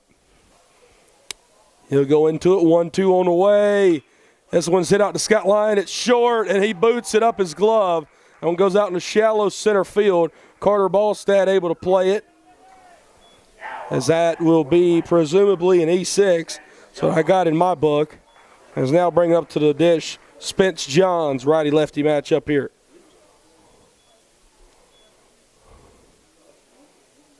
Kyle York back to getting warm down there in the Piedmont bullpen. As now with a runner on first, 1 out here in the top of the 7th. Double play is the pitcher's best friend here for P1. 4-0 ball game. Barry leads. Piedmont had a lot of opportunities to get one across today, just hadn't been able to yet. That one catches the inner half and the lower half as well. Lower inner corner there to the left-handed hitting Johns. No balls, 1 strike. Second error of the day there for Piedmont, an E6 and an E3 is what they've had today. 0-1 on the way. This was chopped down the first base line and foul. James Whitmer still able to make a play on that one. Does not matter. No balls and 2 strikes.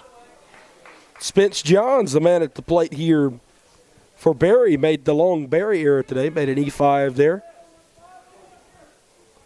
Besides that, been a pretty clean ball game defensively on both sides. 0-2 count here, 1 out. Peyton only got 3 strikeouts on today, trying to get his 4th here. Looks like it's going to be a fastball way off the plate. 0-2 it will. Tyler Nelson thought about throwing it back to first. Instead, he'll give it back to P on the mound. 1 ball, 2 strikes here.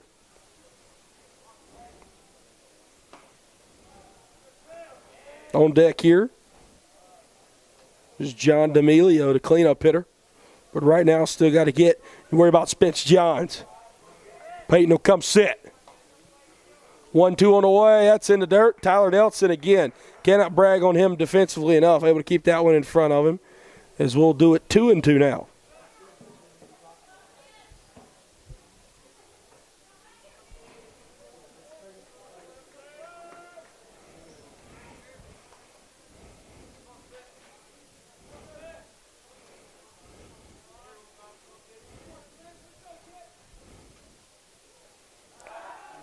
Two almost turned into a throwaway down the first baseline as James Whitmer had to save that one on the pick back. As Peyton will step back on the rubber here. Unofficially, I've got at him 92 pitches thus far. So Peyton will tow back in here. See how far they'll let him go. He'll come set, throw back to first. As he's trying to keep Smith close as possible over there. As Peyton tows back in on the rubber. 4-0 ball game here. Barry leads. 4 runs, 6 hits, 1 error. Piedmont, no runs, 5 hits, 2 errors. Peyton comes set 2-2, and a big curveball right in the middle of the plate. Sit him down. P1 with his 4th strikeout on the day. And pitch number 93 is a good one, as it'll be out number 2.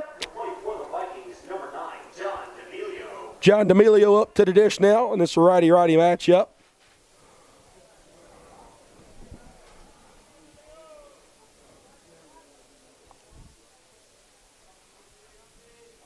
I was looking down there in the Piedmont dugout, just saw Connor Jelly put on some batting gloves and go grab a donut. So might see him pitch hit here in the bottom half of the inning for Piedmont. Again, being a little skeptical here, but I did just see that down there. We'll see what's going on. First pitch at the plate here, no balls, 1 strike. 2 outs here. Dimiglio versus Peyton Irvin. Peyton will check first. Good pick back move. Smith able to get back in time, though. 0-1 at the plate here.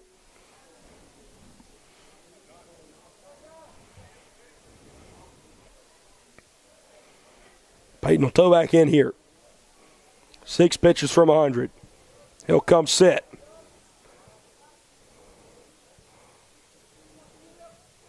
Oh, 1 delivery on the way. That one gets away from Tyler Nelson. Dalton Smith able to get to second, standing up. He'll take a big round around second. He'll return back, as looks like that'll be, I'd give that a pass ball there to Tyler Nelson. 1 ball, 1 strike, 2 outs here. While it did bounce, it looked like it scooted away towards the very dugout away from Nelly there.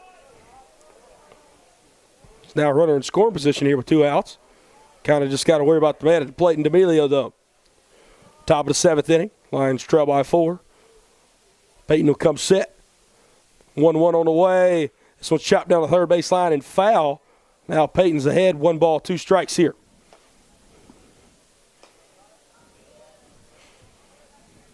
And Peyton has done his job. Again, keep bringing up that top of the 3rd inning. That's where all our offenses came from thus far with those 4 runs. The other 5 frames, zeros across the board from Piedmont and Perry. And Peyton looking to hang another 0 here. The 4th straight of sorts in the top of the 7th. He'll come set. Into the stretch. 2 outs. 1-2 on the way. Ring him up!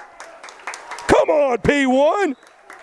Peyton Irvin, that's an ace for you. You got to battle back in a game, and you got to not be rattled. That's an impressive young right-handed pitcher from Cornelia, Georgia. We're going to go take a stretch here and go to the bottom of the 7th inning. You're listening to Piedmont University Athletics on YouTube.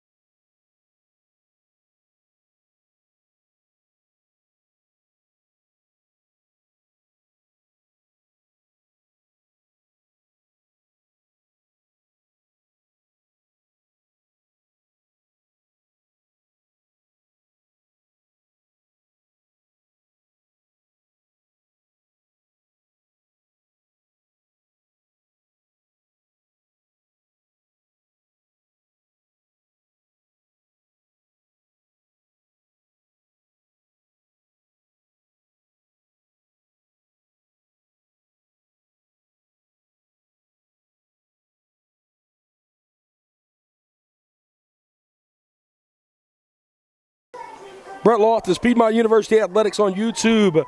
Bottom of the 7th inning here, as we'll see 2 up, 7, 8, and 9 for Piedmont. And it does look to be that Connor Jelly will be in that 9-hole pinch hitting here for Braden Brooks. As we also have a new pitcher out there on the mound, Will Macalino, junior right-hander. Well, let's talk about Patrick O'Rourke. What a day from him. 6 innings, 5 hits, no walks, 3 outs. On the season for him, Patrick O'Rourke, 18 2/3 innings, 14 hits he's given up, 18 strikeouts to 1 walk. Still no earned run, 0 ERA, as he's went 18 2/3 scoreless innings. What a year to start out for Patrick O'Rourke. Very, very impressive from the right-hander from Alpharetta, Georgia. First pitch here from Macalino is going to be a fastball. Cole Ellis takes a big swing and a miss at that one. No balls, 1 strike. Cole, he's able to get a triple his last time up. It's Macalino in the year, 10 innings pitched, 4.5 ERA. As he has 10 strikeouts to 5 walks. As that one bounces in the dirt there. As Cole will move it to 1-1.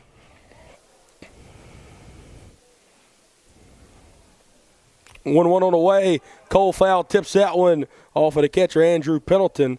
So that'll move it to 1-2 now.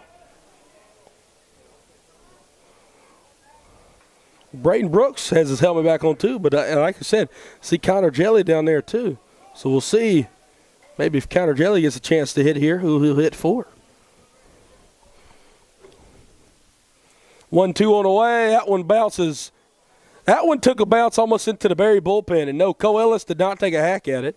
That's just what an off-speed pitch does off of a plate. As Braden Brooks getting some infield work trying to get that one back to the Piedmont dugout. He does. And now to be 2 balls and 2 strikes here. Macalino looks in for the sign. 2-2 on the way. Cole chops this one out to the shortstop Smith. It's going to be a tough play. Cole hustling, and the throw will go wide. Cole Ellis, this man is a spark plug, and hopefully he is sparking a run here. He'll be on first. As presumably we'll see it as an E6 out there. Nonetheless, Cole's on first. That's all that matters. Scotty Lyon at the dish.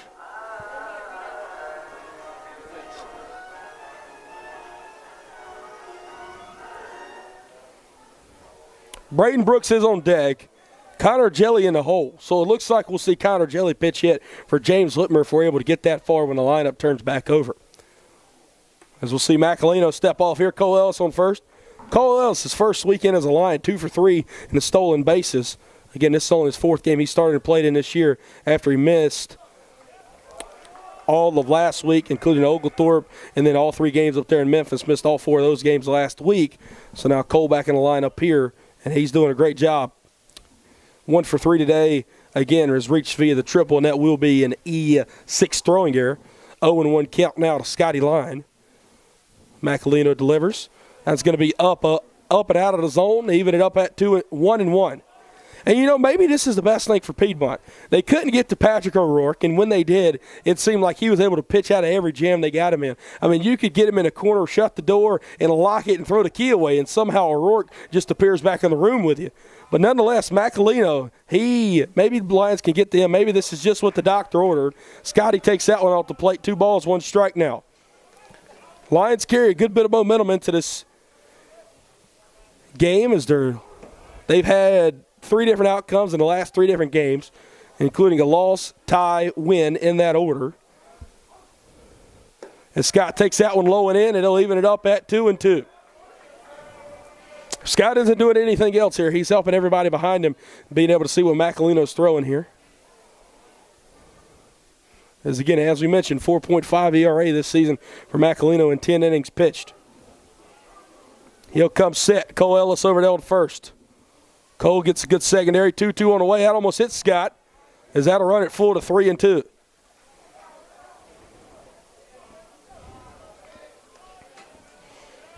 It's Braden Brooks on deck.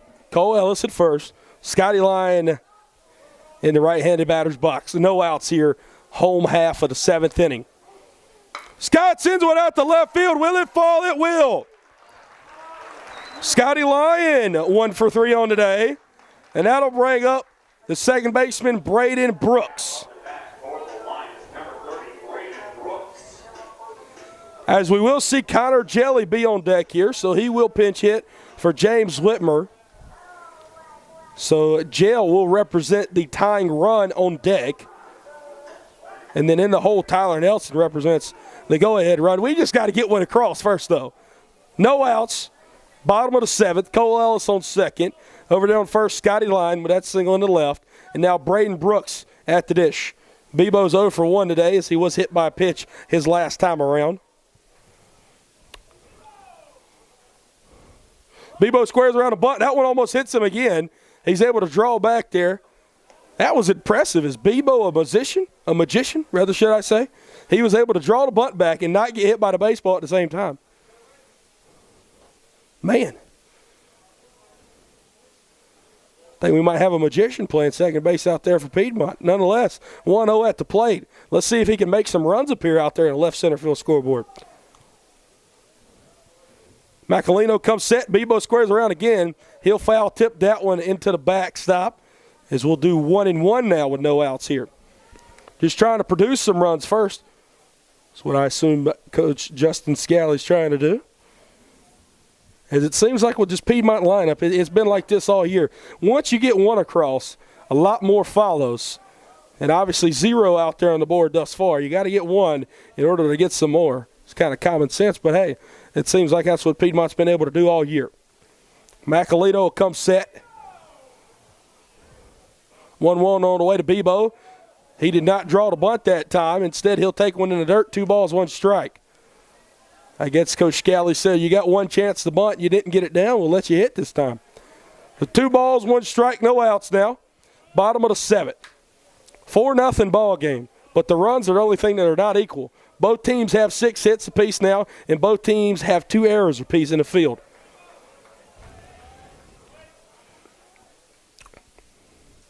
Two one on the way to Bebo. That one almost hit him in the dome, as that'll run it to 3 balls and 1 strike.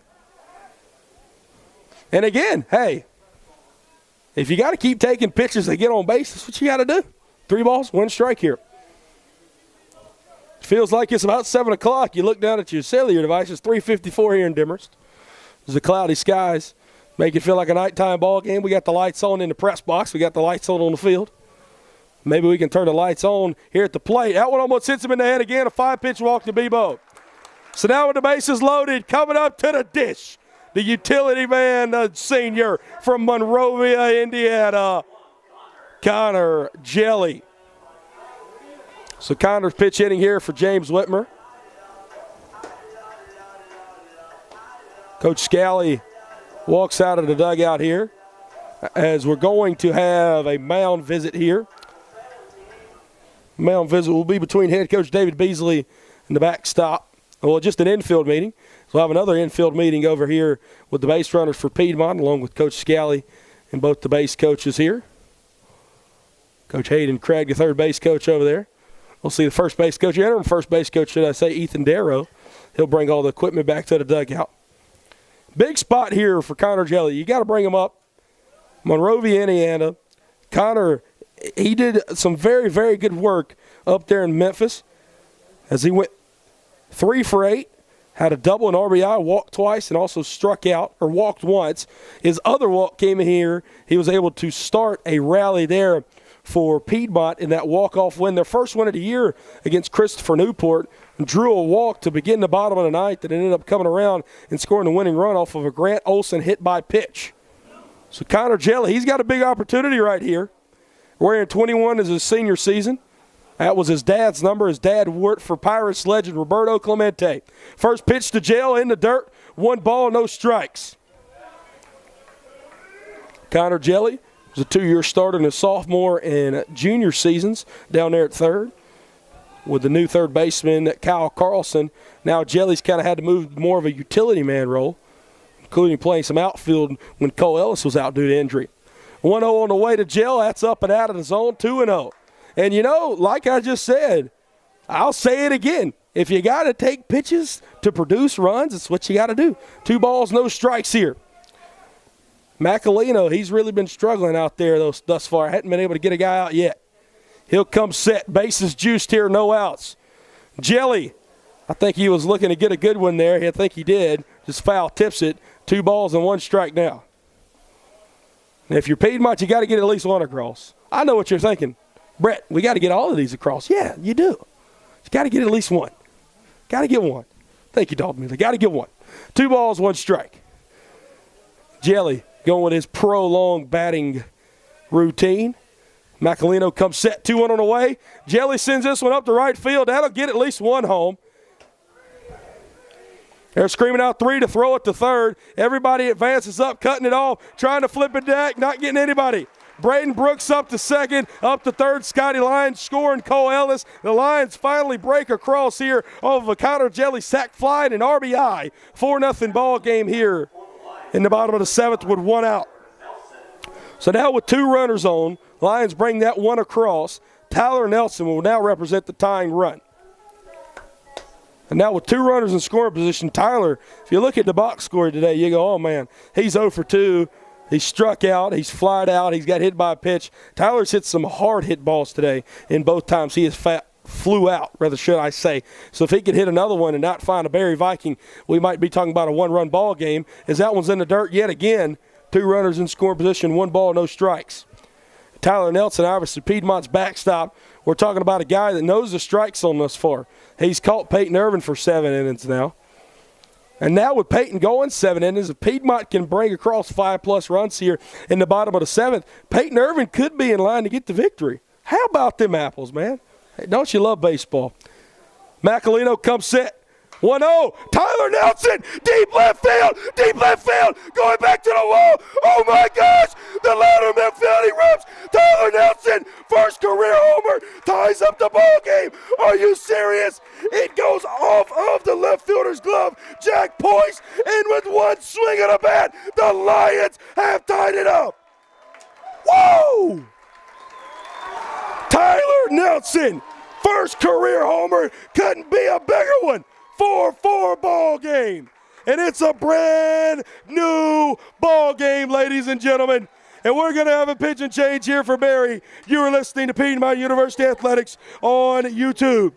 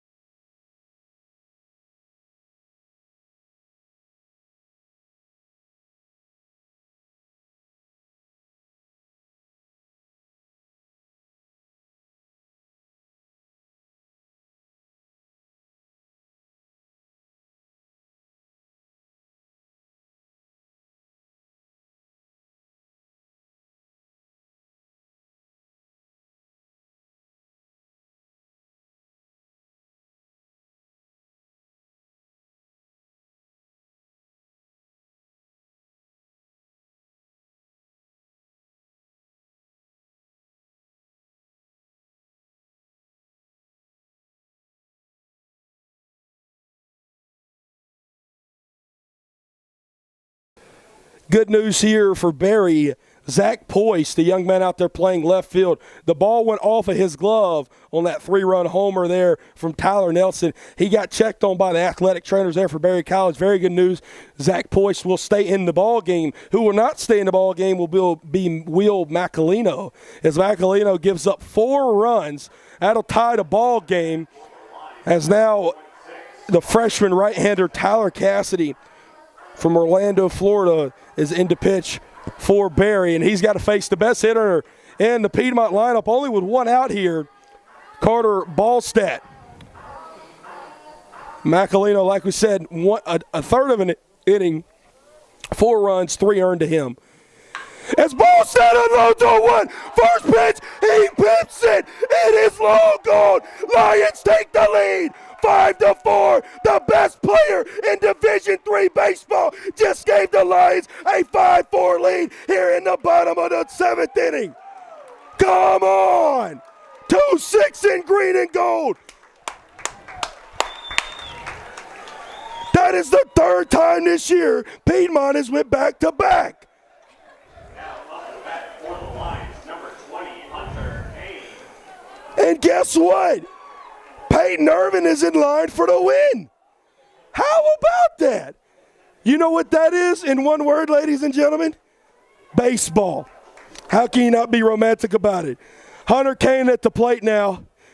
What a time, as he will not make it back to back to back right now. That one's up and out of the zone, 1 ball, no strikes. Carter Balstead, the single-season home run record at Piedmont is 8. He has 5. Hunter Kane! Oh, my gosh! Back to back to back! Hunter Kane pips it! Oh, my gosh! Back to back to back! Are you kidding me? Are you kidding me? Are you kidding me? Are you kidding me? Tyler Nelson, Carter Balstead, Hunter Kane, 6-4 ball game. Milk jug magic. That's it. Where else would you rather be? Wow. Wow.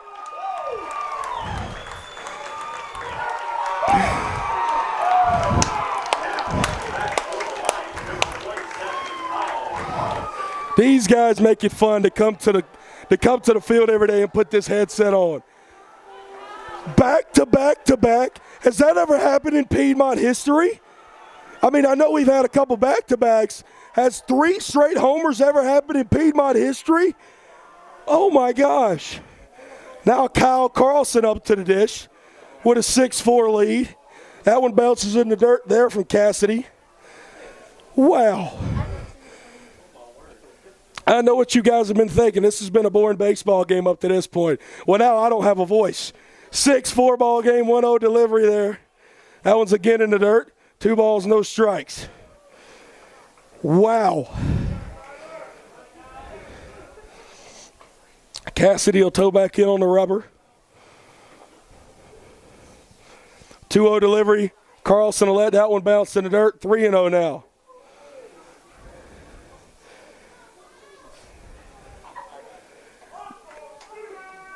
This has been the first time I think I've ever been at a game, pro, amateur, regardless, where I've seen back to back to back. This is a special moment here at the Milk Jug. 3-0 on the way to Kyle Carlson. Kyle takes that one, 4-pitch walk, as that'll bring up Alex Gonzalez. Now up to bat for the Lions, number 16, Alex Gonzalez. We'll have a mound visit here between the catcher and the pitcher, Pendleton and Cassidy. And you know what? There's not anything I can really say about this Piedmont offense that the scoreboard doesn't reflect. I mean, you see it happen one time earlier in the year when we played Birmingham Southern. We get down 7-0. The Lions are able to put, I forget how many they put on the board. They spread 18 across the span of 6 different innings. And then right now they get down 4-0. They've been down 4-0 since the top of the 3rd. And then they bring 6 across here in the bottom of the 7th, including back-to-back-to-back home runs. Incredible ball club this Lion team is. And, hey, there's still only one out here in the bottom of the 7th. Gonzalez takes that one in the dirt. Kyle takes off the second. Ball gets away from Pendleton yet again, as we'll do 1-0. 5 straight balls now from Cassidy. And Gons might get himself a walk here. Julia Gibb, our camera woman today, she's a senior women's soccer player at Piedmont. This is only her 3rd Piedmont baseball game as a student, and I think she's enjoying it up here. 6 runs already across in the bottom of the 7th inning here.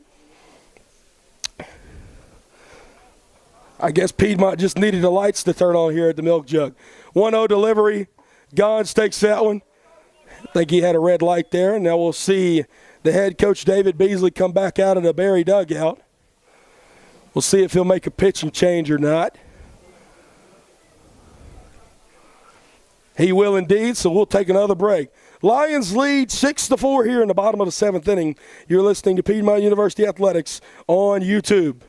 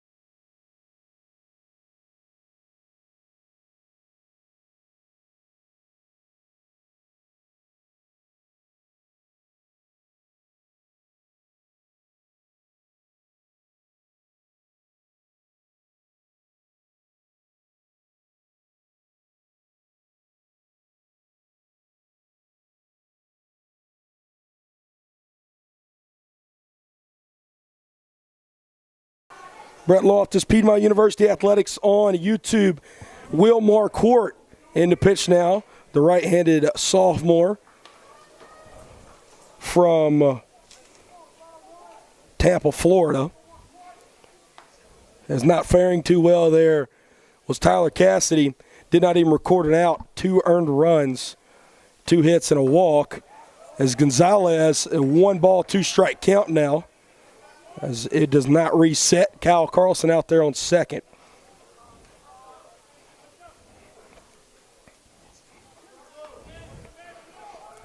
Marquardt comes set.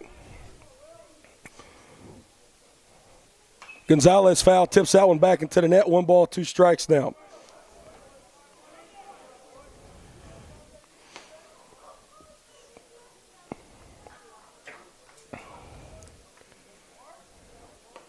I don't know if he's here today or not, but Piedmont legend Brady Balstead, most homers he had in a season were 7. At least that's what I'm looking at here. Carter has 5. So he's got a good chance to break Big Brother's record this year as Gons goes around on that one, as that'll be out number 2. Back up to the dish now. It'll be the man who led off the inning, Cole Ellis. Cole Ellis reaching via an E6 throwing error, and he was really able to spark this inning for Piedmont as he came across to score on a sac fly and RBI from Connor Jelly. And then that big 3-run homer there from Tyler Nelson tied us up. Then Carter Balstead gave us the lead, and then Hunter Kane gave us some insurance. Standing out there on second, Kyle Carlson, 2 outs. Cole takes that one low and in, 1 ball, no strikes. Second time this year we've seen the Lions come down from big and then go up in the same inning. What an offensive performance. And now they got to get 6 more outs here to get their 5th win of the year. But it's going to be tough against the Barry lineup, who's been swinging it pretty well in their own right today. Marquardt comes set. Big swing and a miss there from Cole Ellis. That'll even it up at 1 ball, 1 strike. Some insurance would help, though. Cole doesn't have an RBI yet. Maybe he can get one of those today. He's done just about everything else, though, as he has a triple, 1 for 3, also reached via an error. So happy to see him back in the lineup. Righty-righty matchup here, 1 ball, 1 strike. Comes the delivery. Cole chops this one way up in the air. I think he chopped it off the plate, though, as it will go foul anyways. 1-2 now. Cole Ellis, freshman from Woodstock, Georgia. Attended Etowah High School. And it does appear that Carter Balstadt will come in the game to pitch. Did see him take his arm sleeve off, and he is out there throwing, it appears, in the Piedmont bullpen. So we will see. Again, that is presumably what we expect to happen, to see Carter get the last 6 outs. 1-2 away from Marquardt. Cole sends this one out to center. Can it fall? It will! Kyle Carlson hustling around third. He'll get home with a slide, throw up the line. Cole Ellis.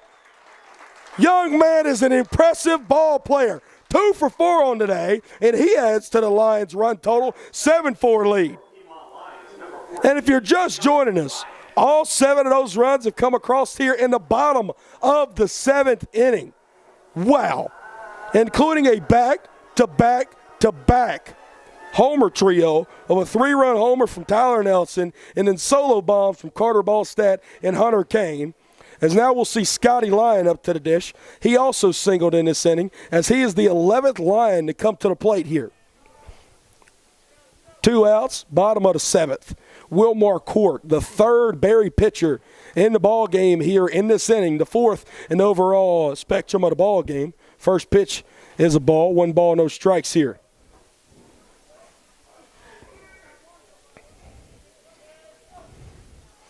Marquardt comes set. He'll check over there at first. I tell you what, this Lions ball club, they could not make it more fun to come to the Milk Jug every single day. You just don't know what you're going to get out of them. And usually it's something pretty good.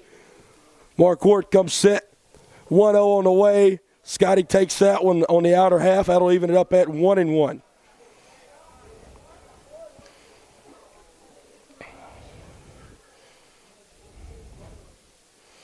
And everybody had a hit in starting 9 except for Braden Brooks and James Whitmer, as James and Braden both reached. So everybody that was in the starting 9 today did reach base. And then Connor Jelly, who came in to pinch hit for James Whitmer, was also able to get a sac fly and RBI. So literally everybody has contributed in this Lions lineup today in some form or fashion. 1 ball, 1 strike to line at the dish. Cole Ellis on first. 2 outs here, bottom of the 7th. Scott takes that one down the middle. 1 ball, 2 strikes now. Scott has home run power here too. Maybe he can add the 4th homer in the inning. Mark Quart comes set out there on the bump. 1-2 on the way. Scott swinging a miss there. That'll be out number 3. But not before the Lions offense absolutely erupts. Oh my gosh, 7 runs, 5 hits, 1 error, 1 left on base. The Lions, they got a 3-run lead going into the top of the 8th. And we'll actually see Cal York jog out here as we're taking a break here. You're listening to Piedmont University Athletics on YouTube.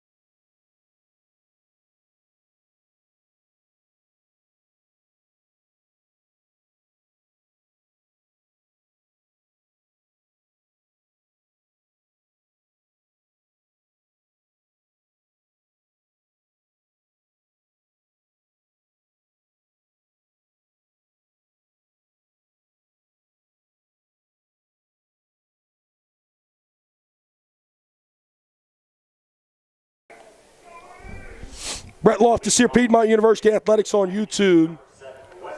As Kyle York, the right-hander from Gainesville High, the junior from Salty, Georgia, coming in to pitch here as he has to face Wesley Wade, Andrew Pendleton, and Dylan Bailey here. The first pitch from Kyle will be a ball, 1-0 count now. 5, 6, and 7 for Barry due up. Peyton Irvin, his day is over as he had an incredible day as Kyle works behind now 2-0. Peyton, 7 innings, 4 earned, and you go, Brett, that's not good. All 4 of those runs came in the top of the 3rd. 4 of the 6 hits that he gave up came in the top of the 3rd. Swing and a miss there from Kyle, 2-1. 5 strikeouts, 2 walks. Again, you might just say not his best stuff there in the top of the 3rd, but besides that, Peyton Irvin was your ace. 2-1 on the way. Kyle, that one got away from it a little bit. That'll work to 3-1. And again, as we mentioned there, Carter Balstead, he has taken his sleeves off out there, so he's ready to come in and pitch if needed here in the top of the 8th. Presumably we'll see him in the top of the 9th if there's still save situation. 3-1 hit down the third base line and foul. We'll do the full count here between York and Wade. So both teams have had big offensive explosions.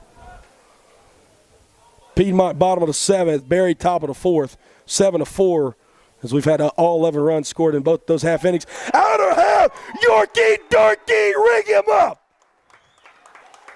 What a beautiful off-speed pitch there from the right-handed junior for out number 1.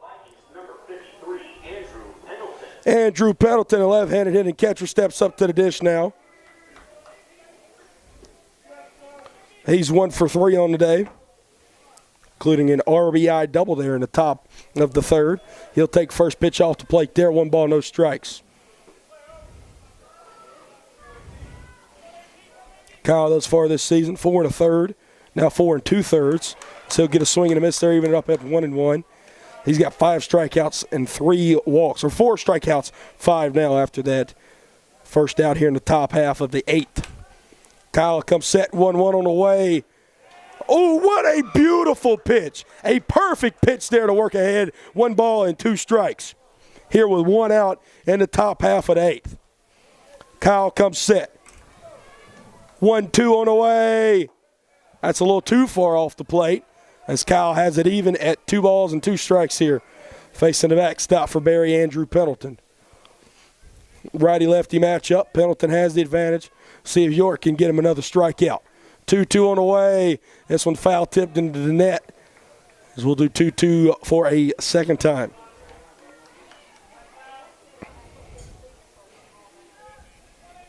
York will grab him some dirt there. He'll come set, 2-2 on the way. This is chopped out to first base. Newly subbed in Owen Helgeson, 3-1. York steps on first for out number 2. Helgeson came in defensively there at first, as he'll replace James Whitmer defensively, but James was pinch hit for Connor Jelly anyways. So now with Owen at first, Kyle York on the mound, 2 outs, stepping up to the dish. It's going to be the right-handed bat. We got a pinch hitter here, Justin Carr. Number 12, Justin Carr. Justin Carr pinch hits for the DH, Dylan Bailey. Justin Carr this year 0 for 3 with 2 strikeouts. First pitch he'll take there is low, 1 ball, no strikes. Carr, junior catcher from Marietta, Georgia, attended Walton High. 1-0 on the way. This one fouled up and out of play. 1-1 count now.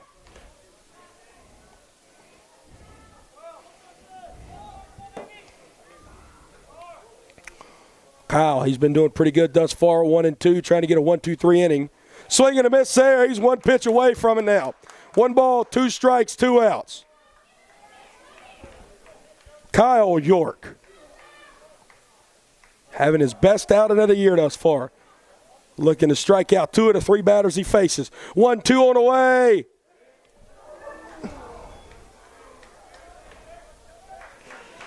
That one looked close, maybe too close to take on 1-2. Nonetheless, it's called a ball. 2 balls, 2 strikes, 2 outs here. Deuce is wild for the 3rd time. That'll rig him up. Kyle York, 1-2-3 inning. He strikes out 2 of the 3 Vikings he faces. Yorkie Dorky is back, baby. And the Lions need 3 more to win it here at the Milk Jug. You are listening to Piedmont University Athletics on YouTube.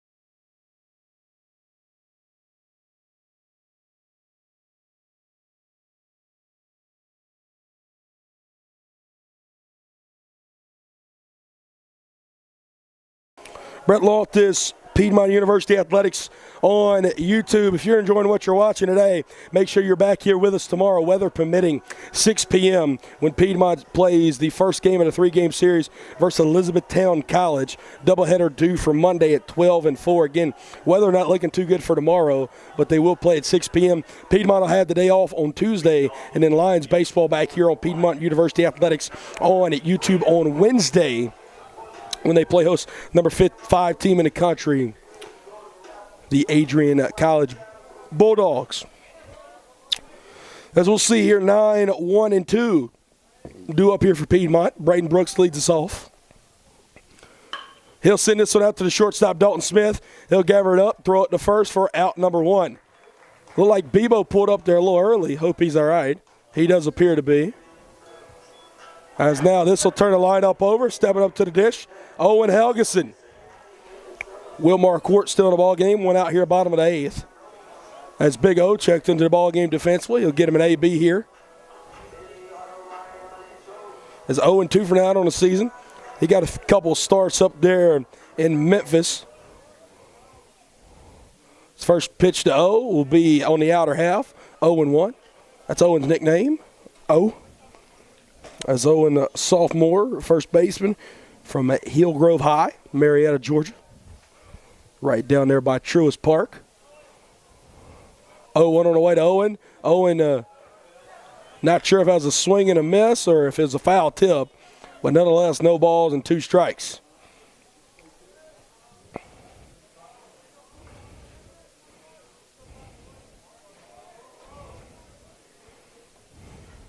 Marquardt looks in. 0-2. 1 out, nobody on. Bottom of the 8th. Owen takes that one off-speed pitch, and it looked like the home plate umpire was ringing him up before the ball got there, as that'll be out number 2. Now up to the dish. It'll be the backstop, Tyler Nelson. What a big at-bat Tyler Nelson had his last time up. A 3-run homer, which tied up the ball game for Piedmont. It was also first in a string of back-to-back-to-back homers for Piedmont. Have a day, Tyler Nelson. Let's see what he can do here in the bottom of the 8th with 2 outs. First pitch to him was low and in. A 1-0 count now.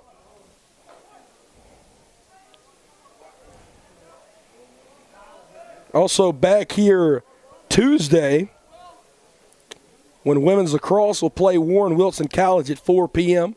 1-0, too far in. 2 balls, no strikes. So we got a little women's lacrosse action sprinkled in amongst a lot of spring break baseball.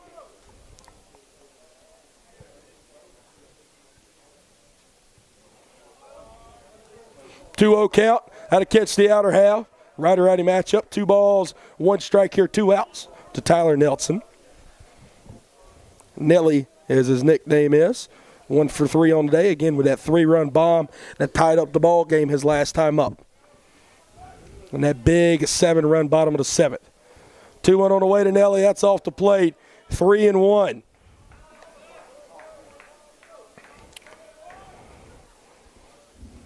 Lions have been able to draw 2 walks today. Nelson looking to draw the 3rd one here.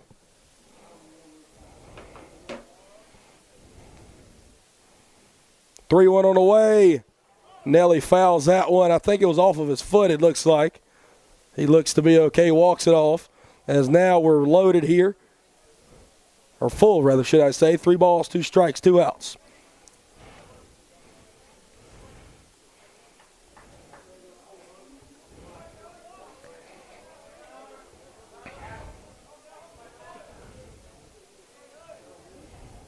Nelson steps back in the right-handed batter's box. Righty-righty matchup. Carter Balstadt, the man on deck, is probably who we'll see in the top of the 9th to hopefully close this one down for Piedmont. 3-2 on the way. That one hits Nelson. Hit him in the leg. So now he'll trot down the first. He's all right. So now with 2 outs here, stepping up to the dish, Carter Balstead.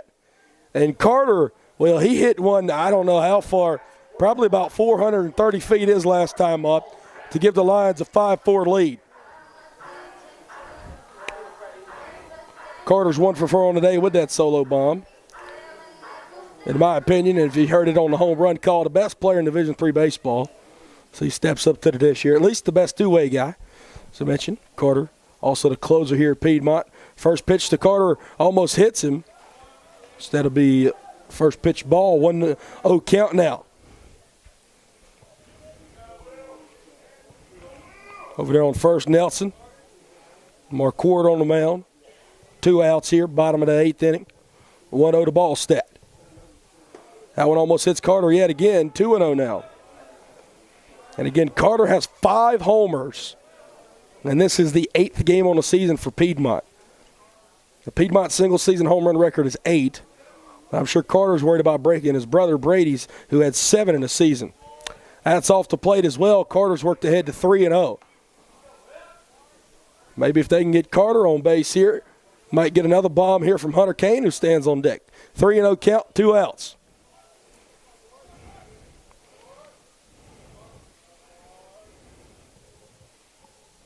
Marquardt Marquardt comes set. Out to catch the outer half. 3-1 now.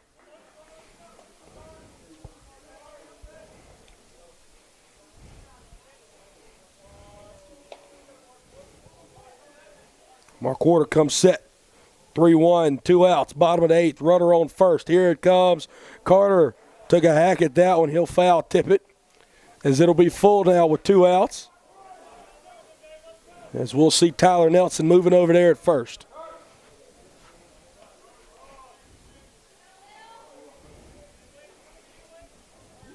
Marquardt looks in. Carter can put something in a gap here. Piedmont can score its 8th run. 3-2 on the way. Carter chops this one down the third base line, as we'll do it full yet again, as that one's foul.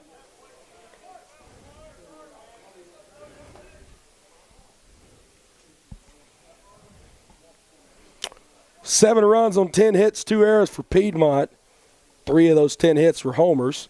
And then 4 runs on 6 hits, 2 errors there for Berry College. Marquardt comes set. Full count on the way. Carter got under that one just a little bit, as he'll foul that one up there near the Piedmont tennis courts. So we'll do the full count for a 3rd time now.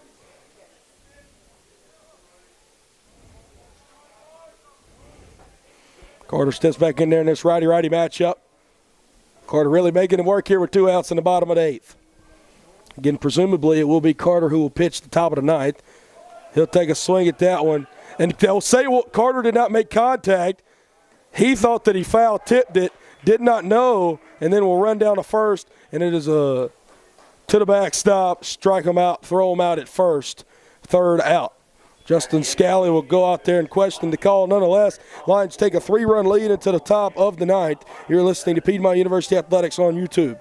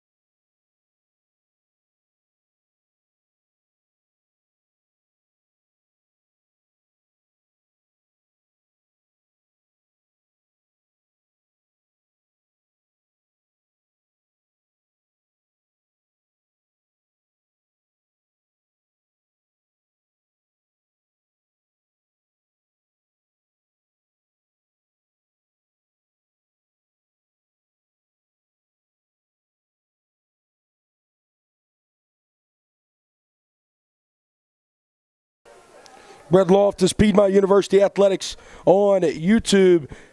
If you want to check out up-to-date action as well as see some of the home run calls here from myself, Brett Loftus, today, head over to PU Lions Baseball, at PU Lions Baseball on Twitter. And again, you can keep up with all Piedmont University baseball action, as well as being able to keep up with some of our best highlights and stats here at Piedmont University.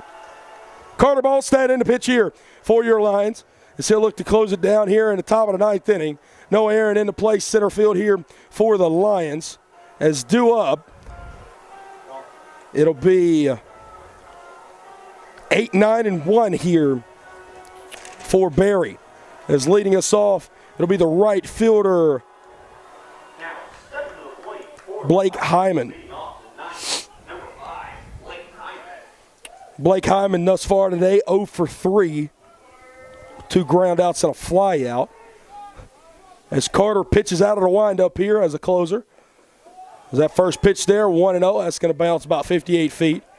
Carter has thrown as hard as 95 off the mound this season. 95 miles per hour. And that's about the average MLB fastball from a starter. So that's pretty hard here in Division III. 1-0, chop back off. Carlson makes the play. He'll throw it to first for out number 1. It looked to see that Hyman thought that he foul tipped it off the plate. He was called out at first. Home plate umpire having a discussion with the third base coach here, which is going to be head coach David Beasley. Now the first base umpire and the home plate umpire have a discussion, as we will see a pinch hitter here, as it'll be Levi Cloud. But first, we're going to get confirmation on the out at first there. And it will be confirmed.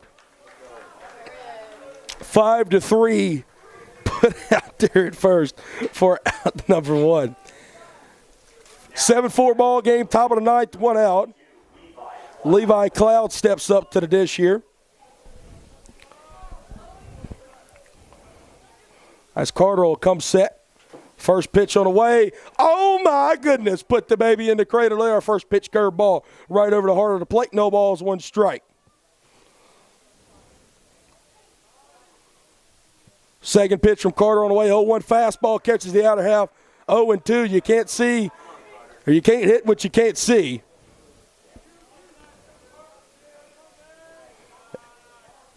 As the 0-2 on the way. Ring him up! Carter tells him to take a seat for out number 2.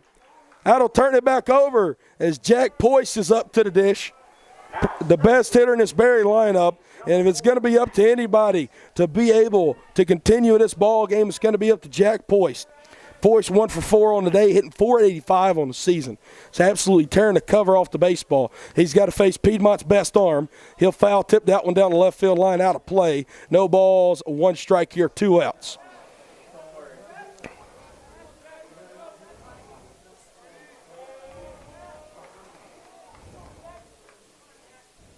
Carter comes set. 0-1 delivery on the way. Big breaking ball there, out to Carter. Carter will run over and step on first himself, unassisted for out number 3. What a ball game. Carter Balstead able to hit the go-ahead homer, now the game-winning homer for Piedmont in the bottom of the 7th, comes out and gets a 1-2-3 save. The Lions trailed 4-0 for most of the ball game, and then they come out and end up winning 7-4 from the bottom of the 7th, where they went back to back to back between Carter Balstadt, Tyler Nelson, Carter Balstadt, and Hunter Kane. What a ball game from the Lions. 7 runs on 10 hits, 2 errors, 4 runs on 6 hits, 2 errors for Berry. Just what a ball game. Tyler Nelson, 3-run bomb. And Hunter Kane, 3 for 4 on the day as well. Carter comes in and gets the save. Your winning pitcher, who would have thought it? Peyton Irvin. He had that big 4-run top of the 3rd, and since then he and Carter Balstadt, as well as Mr. Kyle York, hung up zeros the rest of the way through. Carter gets the save, and then the loss will be credited to Tyler Cassidy, who gave up the back end of 2 of 3 back-to-back-to-back bombs. 7-4. Milk Jug Magic is fully alive here, ladies and gentlemen. And again, we'll pose the question, where else would you rather be than at Piedmont University? Thank you to Michael Thomason, Dalton Mealer, Matt Kodrowski, Julia Gibb, and our incredible sports information director here at Piedmont University, Miss Danielle Percival. I'm Brett Loftus. We'll see you tomorrow night. May God bless you all. Stay safe out there, and as always, win, lose, or draw, baby. Go Lions.